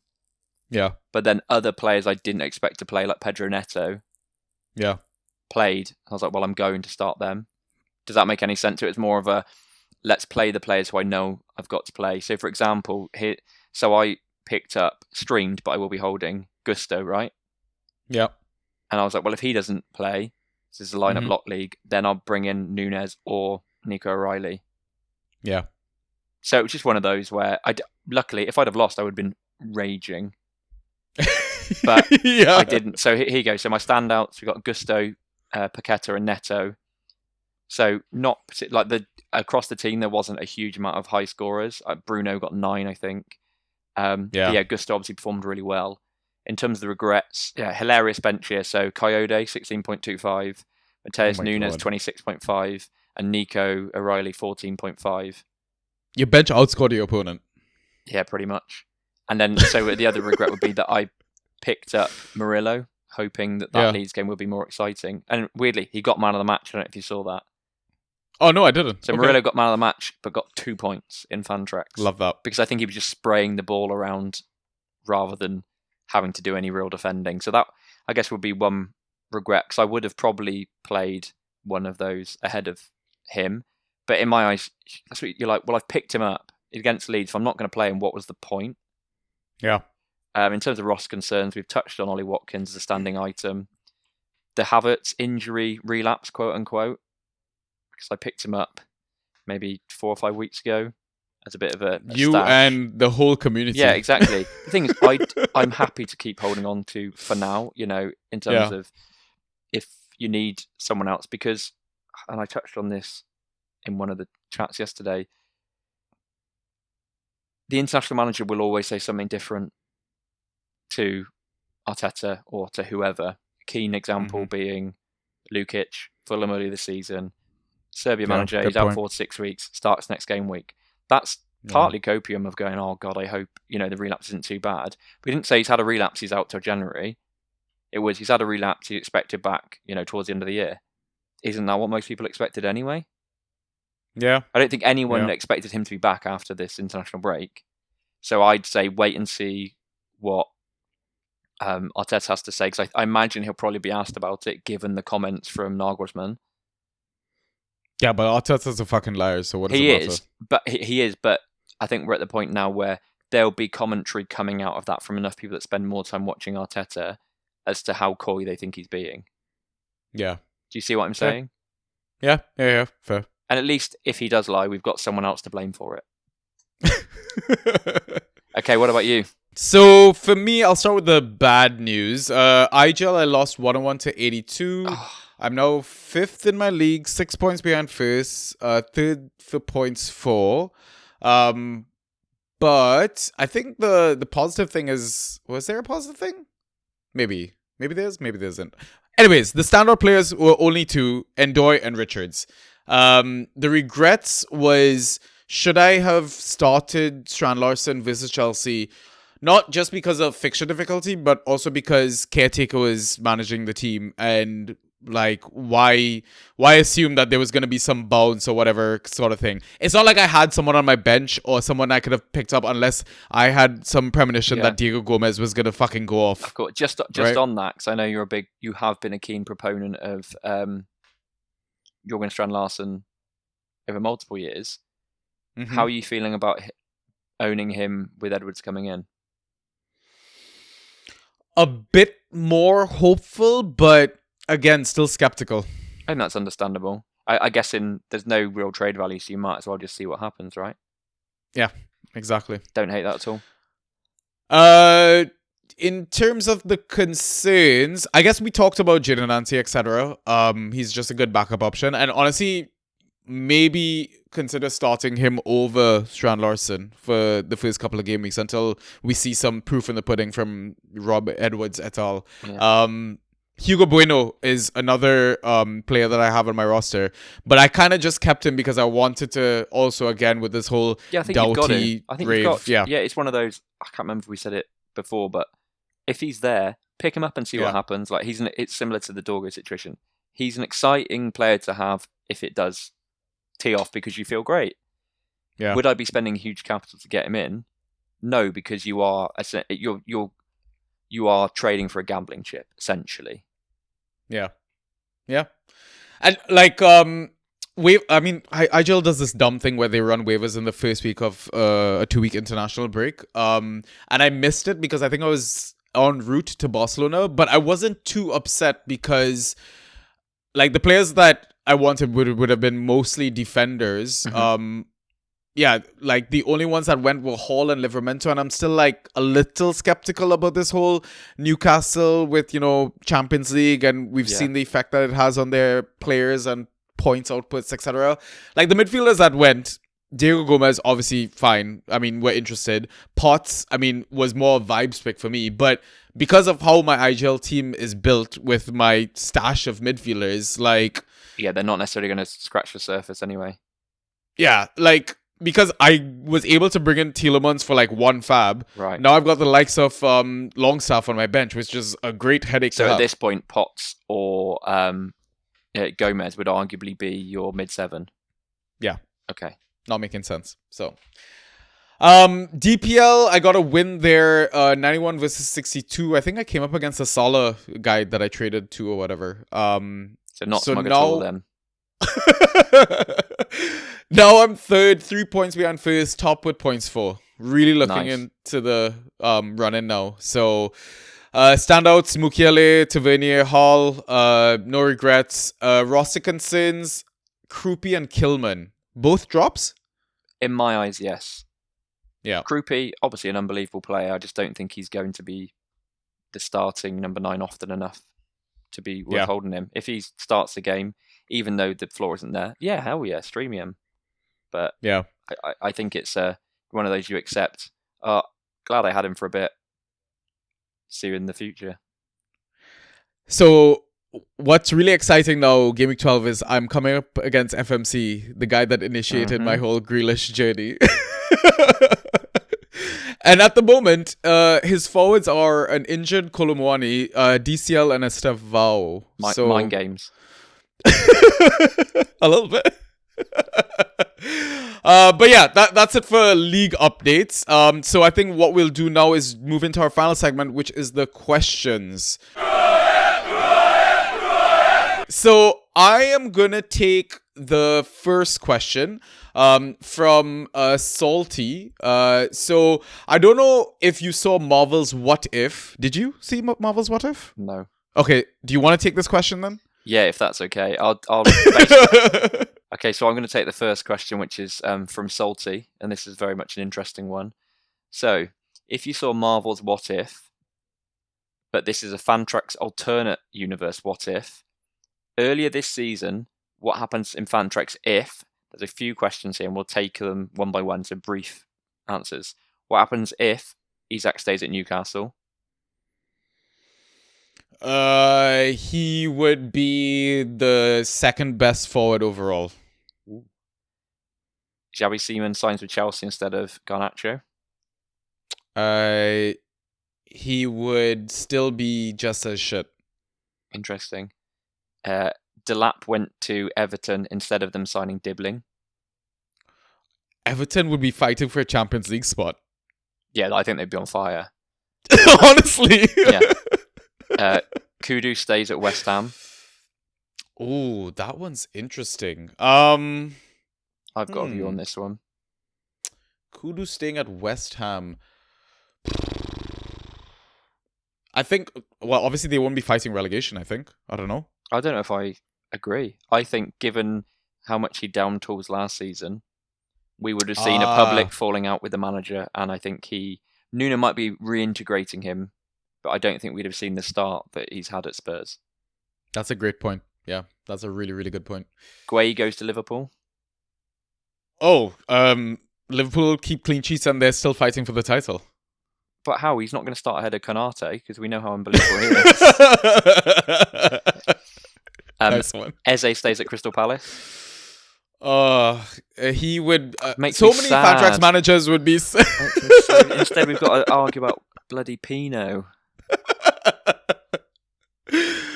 Yeah, a lot of Fantrax managers would be happy. Yeah, I think they would too. Oh, God love him. Trent stays at Liverpool. Bold ask after that Real Madrid game. No, I mean we talked about we beat this topic to death months ago, whatever. I just think Liverpool are fighting for the title really, just because he affects the way they play, etc. So. Yeah, I don't think any of us could have predicted just how much of a difference it would make. Yeah. And then lastly, so Sharp has then added to that list. Savio goes to Spurs. I think he would have been better than Xavi. I think so too, but I think him and Kudus wouldn't necessarily make sense. In my eyes, you'd want one of them. You'd want one dribbly boy. Yeah, fair. But I mean, Xavi's supposed to be a dribbly boy, arguably, right? Arguably? I don't know. I think so. I think he is, but not in the sense of, head down. Like Flair. Yeah, Flair. Yeah, let's get going. I think he's more of a technically unbelievable player. Yeah. Fair. Okay, cool. I will take the next question from Deeds. I think he's one of the new faces in our Discord. Welcome to the Discord. Deeds, will Jedi ever play again? No. Okay. I'm just next kidding. Question. So my view on Anthony Robinson is that he will ease himself in over the course of the season because he'll want to be fit for the World Cup next summer in the USA. That's honestly what I think. None of us know exactly what the injury is. I tried to start a rumour that he'd fallen out with Fabio Silva because I do think there might be something in that. I agree. Marcus Silva, by the way. Did I say Andre Silva? Fabio Silva. You gave us two different names now. Oh, Christ. Well, Fabio Silva, pour one out for Fabio Silva, Fantrax.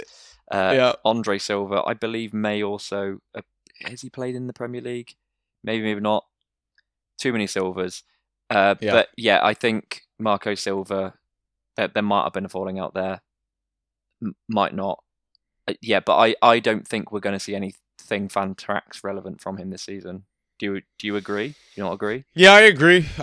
For me, if it was me, I would have cut my losses by now.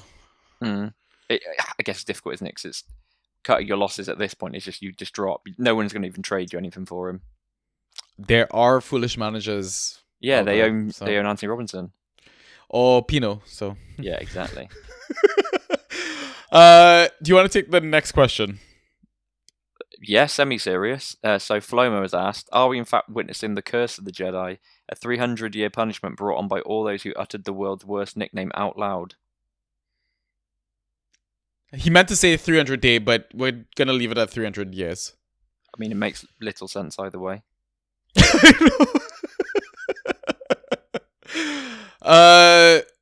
I don't know Curse of the Jedi. Man, we kind of just touched on this.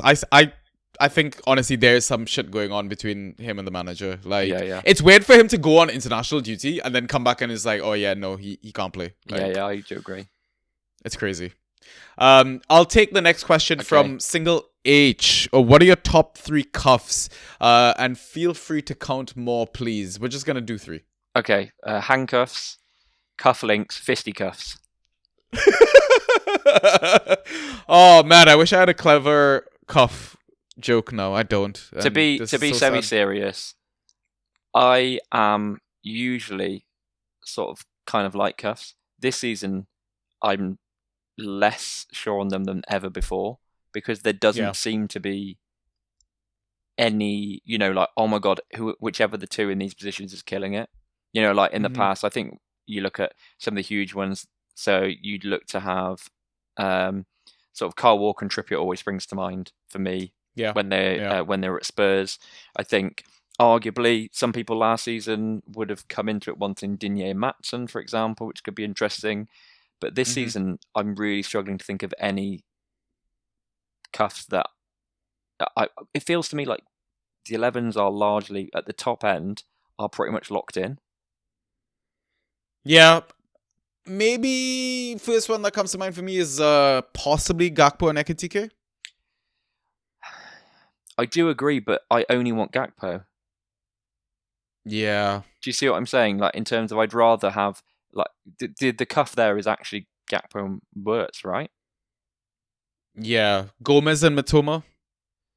I know we touched on that earlier, but to say that's a top 3 cuff's pretty bleak. Why do we do worst 3 cuffs? I have one immediately for you. Is it a City one? Oh, no, I was going to say Beto and Barry. Oh, God, that's horrendous. Oh, my God, yeah, that's absolutely horrendous. Let me try and think of some more horrendous ones. Evanilson and Krupi? I think that's harsh. I think that's harsh on Krupi, but... I'm bullish on Evanilson. Hit the post. Fair. Hit the post last game week and won the penalty that Semenyo missed. Could have been a different story. There's got to be a Wolves cuff in there somewhere that's horrendous. Got to be. I think in terms of generally, if it became more of a rotation this season, Timber and Ben White is one that I would be looking to have. Yeah, fair. But in terms of the good ones. Yes. Yeah. And another potential good one, which could become a semi-cuff this season, Saka and Madueke. So earlier in the season, we sort of looked at that. If that comes back, I would be excited by that. Weirdly, I'd actually, now I'm falling into this, there's so many cuffs that I want now. No, Nico O'Reilly and Ryan Nuri, I wouldn't hate. I wouldn't be paying much money for it. Yeah. But if Nuri comes in and starts taking his place, then maybe. Yeah. Can you think of any terrible ones? Terrible ones. Yeah, nothing's going to top Beto and Barry, I don't think. No. Yeah, I think we nailed it right there. Okay. Sorry, cool. H. Do you want to take the next question? Yeah, of course. This one's from Nauru. What's a cult that pretends not to be a cult? The Super League. You can explain this one if you want. So the Super League is a Banter Boys, and I stole somebody's answer from the Discord, but it's basically a Banter Boys home league that we started, 2 divisions, no benches at all, and you get 12 points immediately if your player starts a game. Craziness. But I think sounds like that just sounds great. I think that's what the game needs more of. Yeah. Wait, side quests. Are we potentially a cult that doesn't pretend to be a cult? Actually, do we pretend not to be? Fair play. I mean, we've got religious iconography. Yeah. We've got a holy book, Boogle. Yeah. We've got repeated hymns that we use, which are gifts such as, I don't speak Spanish. Who? Yeah. Yeah. And the international break is nearly over. Phew. Yeah, that is true. I mean, I guess with cults it usually ends in tears. That's possible. Tears of joy. No, both are possible for some people. Yeah, maybe that's what Naru was getting at. Yeah, maybe. I'll take the next one. So this stemmed from the discussion about handcuffs, and I think this was before the injury relapse news. Havertz or Gyökeres rest of season? If both were fit, I'd go Kai. Agreed. Hilariously, I still might go Kai anyway. Yeah. There's one player we keep forgetting who will rise over Christmas, and it will be Jesus. Yeah. He'll come, play 4 games, and then that'll be it. Yeah, I mean, Christmas doesn't last that long anyway, so. All right, next question is from Salty again. In general, about how many players in all of Fantrax are above streamer level and should not be dropped to waivers, assuming they are healthy enough to play. Does that number change if you are in a 10 or 12 team league? See, I love this question because I think the answer is less players than you think should not be dropped. It depends how you play. Yeah. But I think too many of us, myself included, value players too highly. Mm-hmm. And we miss out on opportunities. I mean, we look at the most recent, not to cross-reference draft sites who were brilliant. If you look at the recent consensus rankings, half of that top consensus rankings, you're like, where the hell have they come from? But in terms of people will have passed up on the chance to pick those players up. Yeah. So we've talked about quite a few today. Danny Ballard, key example. Chalobah, Longstaff. There's a load of players that over the weeks could have won you the game week. Yeah. But we hold on to players like Anthony Robinson. Because it's understandable, but it's also there's part of us we attribute too much to them rather than just looking at the asset and going, hang on, what am I doing here? If I was looking at this asset and I didn't know the name of it, would I be doing the same thing? I can see you're about to giggle. It's because I pull up the consensus ranks exactly on Danny Ballard, who as a consensus rank was 38. I was the highest on him at 23, and I don't think that's unreasonable. I don't think that's absolutely mad. But my point is, if someone said to you he's going to be 23, you'd be like, what the hell are you talking about? And I think when Salty's referring to that, I think if you can take a more proactive approach to going, wherever possible, I'm going to look to consolidate. This is what I would always recommend, and I struggle to do it because I try and people don't want to trade. Consolidate your team as much as possible to just the highest quality group you can. And if you're active and if you're able to be active and you're able to spend more time watching football or thinking about football or paying attention, you will find success in picking those players up. And I'm not even necessarily saying streaming. It might well be that you've got them for 6 game weeks and then you trade them away at an exit point. So my thing would be, I think you need to have an exit point both at the top end and the bottom end. Top end exit point to trade them away, right? At what point, when they've hit this height, I'm willing to accept an offer. And then also an exit point at the bottom and just go, when it gets to this point, I'm going to let them go and I'm just going to not look back. Because we're all guilty of it. We look back and we beat ourselves up about these things. So I do think there are... I can't give you a number in terms of how many players in all of Fantrax. But I think generally people would say there's probably no more than, 80 to 100. Yeah. Anything outside of that, you're sort of getting into replaceable territory. Yeah, I was going to say 60 to 70 because... As we get further into the season where you sort of know which way people are going. Yeah.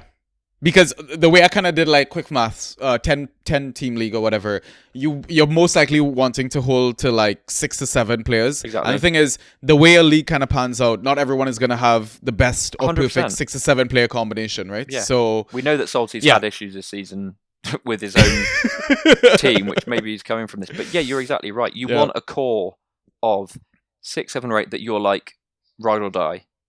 Yeah. And then you're going to have the guys that, the drifters. They come in, they go. Yeah, and, like Kroopy. Yeah, exactly. And that the thing is, it's like, enjoy them while they're here. Yeah. See you down the road. Yeah. Cool. I'll take final the next one. question. Okay. So this is from H again, Haroon. What determines players' rest of season value? For example, what makes one player more valuable than another? And that doesn't mean that they need to be in the same position.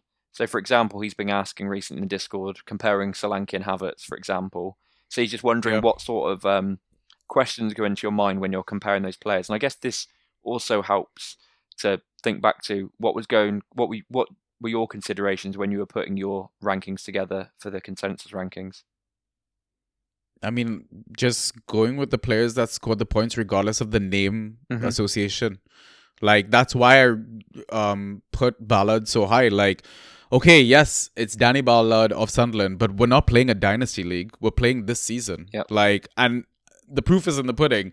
When the man plays, the man, even if he doesn't start, he scores a shit ton of points. He scores a shit ton of points. Like, and I don't understand why we should, berate managers for rating players that score points versus, hey, this is a name that, most of the managers in our league are aware of, and this is where the value is. No, like, that's, I'm sorry. Like, the thing is, this question can be an entire pod because the season will change, like, players will get injured, come back healthy, team dynamics will change. There's so many different factors I think can affect a rest of season value. Like, okay, for example, and this is going to be such an obvious thing, but let's say Haaland, I don't know, breaks his leg or something like that. Like, what's his rest of season value? Like, yeah. No, I think not to be too meta about it, but what determines a player's rest of season value or a player's value is the attitude of the other players in the league, right? I think that because the value, this is so finicky, but the value that you have of a player is not the same as another person's value. Or when you're asking someone what you view as another player's value, it's purely an opinion. Yours can differ, and it might well be you are a season ticket holder of Bournemouth, and you go to every single Bournemouth game, and you're like, actually, this player is being undervalued. I'm watching him off the ball, and I can see shoots coming through that. For example, it could be Kroopy. You could be like, actually, I think he's going to have more starts than Evan Nilsson, so therefore I'm going to, value him higher. But I think a lot of it is there's a difference between what determines a player's value and who do you think is going to score more points. So, and I think with the rankings, my view would be that's not their value; it's who you think are going to be the highest point scorers. Does that make any sense? So, in terms of Ballard, not to pick on Ballard, but I would say that in terms of points to value, he's a better buy than Bruno Fernandes. Do you understand what I'm getting at?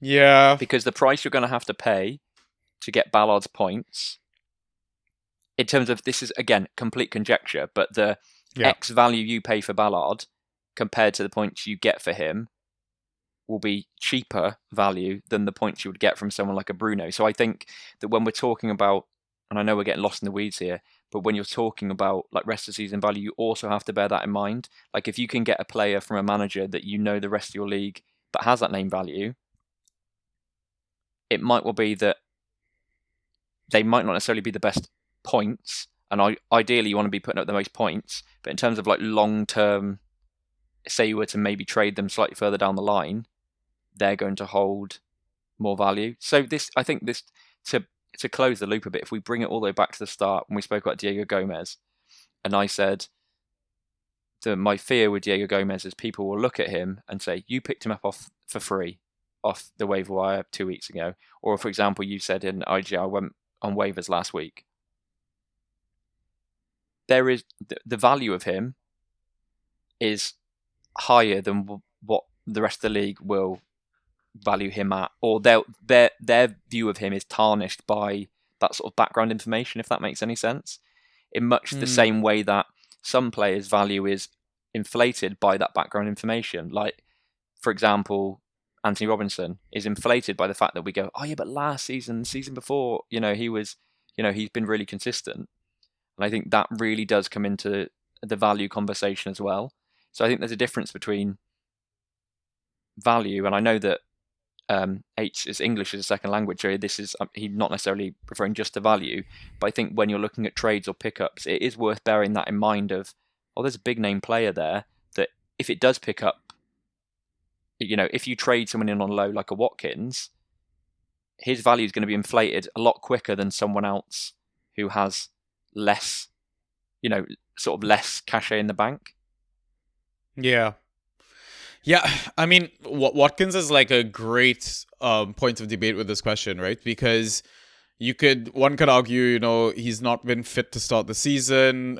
You could even bring this into a fixture debate as well. Like, an asset that has not scored very well to start the season could have faced, let's say, 5 or 6 of the top teams in the league all away, and now the rest of the season they're arguably going to have the easiest fixtures of the lot, right? So Agreed. You need to take that into consideration as well when you're ranking them. Of course, and I think that's, and I guess to answer H's question, that's the thing. There's no one thing that determines a player's value. It really is an amalgamation of, fixtures they've had, fixtures they've got coming up. It might be players they've got coming back. It might be you look at Watkins and go, oh, he had good link-up play with Tielemans recently, so I think he's gonna, see a positive movement in line with that. I think that there's so many things, but I think the positive side that this does raise is this is a good way to see where your valuations differ from other people's in the community or in your league, and that can then lead you to opportunities for trading, which is, I've said it before, which are not just trading, but I think being able to see the value in players that other don't is how you win fantastic leagues. Like, for example, you've ranked Ballard at 23. Or was it 23 or 24 you had him at in your consensus? 23. Yeah. What was the lowest, if you don't mind me asking? So Ballard's lowest one would have been, I think, 58. Okay. It doesn't need to be, we don't need to know who it's by. Okay. But my point is, you view him at 28, right? Someone else views him at 58. Yeah. So in your head, if you can pay 58 for him, if you can pay the value of 58 for him, that's a massive plus for you. So that's what I'm trying to say in terms of like the cost per value. I see what you mean. If you're able to, if someone else values them differently, you can go, well, hang on a second, I'm, in my eyes, he's worth that. I'm getting him for cheap. I think that's where it makes a real difference. And I think that being part, if you aren't part of the Discord, this can be a good way to sort of get a feel for how others might rate players. Because sometimes it is difficult. You don't want to just go to your league mate, especially if you're in a home league, and go, oh, what does everyone think about this player? Because automatically they think, oh, here we go. Either they're going to try and trade them out to me, sell them at what they don't think, or you then get into a situation of, am I honest, or do I, cover myself by going, oh, I don't really rate them at all, because you don't want to show your hand.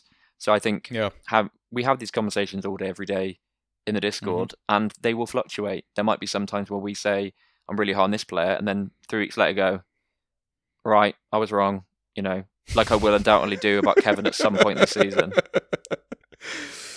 Ballard's war value is the 10th best in the league at the moment. Just want to put that out there. And just before we leave Ballard, so I don't know how much commentary on Sunderland you've been listening to of late, but Jonathan Wilson, who I will have mentioned before, brilliant writer for The Guardian, features on a lot of excellent podcasts, and is a Sunderland man, is a lot more realistic / pessimistic on how Sunderland have been this season than many of us are. If you actually look at their fixture run, it's been very kind. Their fixture run's going to get very hard. or very much harder. They're going to lose, I think, 7 or 8 players to AFCON. Yep. Not necessarily all in the defence, but that's really going to shake up how that team plays. Yeah. So that's not me trying to wee on Danny Ballard's bonfire, but it's just to suggest that someone who's far smarter than us, understands football far better than us, and understands Sunderland far better than us, is saying, be wary that this may be a bit of a bubble. I mean, it comes back to the fixture point that I brought up as well. Of course it does. So, of course it does. So it was more that their fixtures. So they've got Fulham, okay, terrible. Then Bournemouth at home. Then Bournemouth at home, Liverpool away, City away, Newcastle at home, Brighton at away, Leeds at home, City at home, Tottenham away, Brentford away. Man, that is pretty rough. I mean, the only tough fixture I see there is City.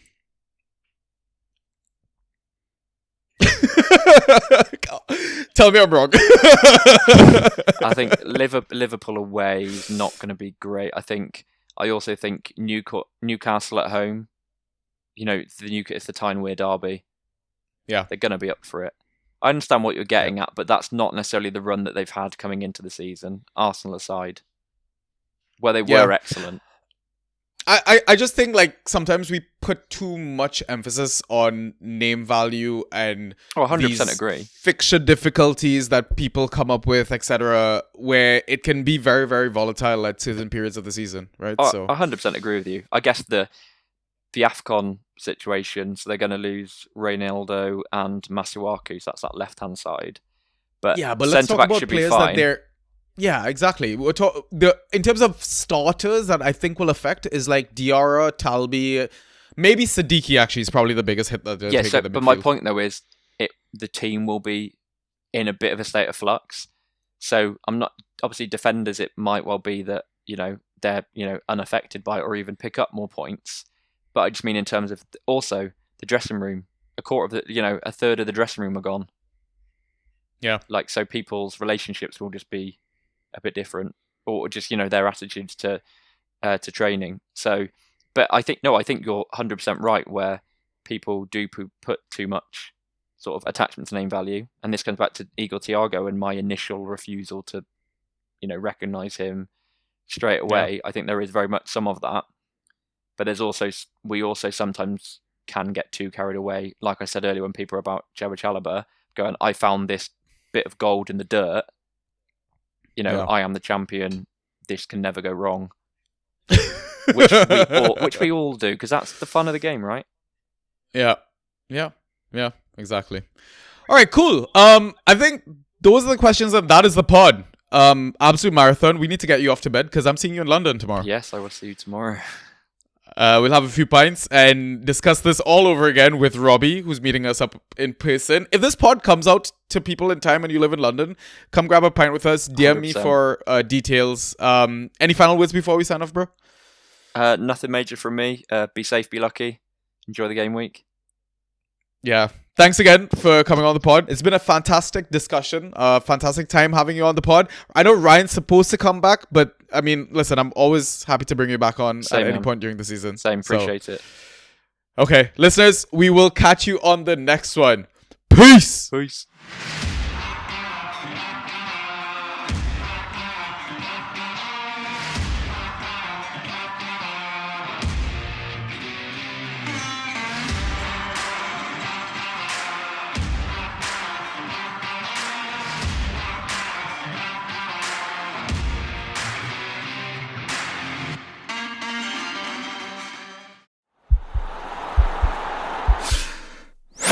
This podcast is part of the Sports Social Podcast Network.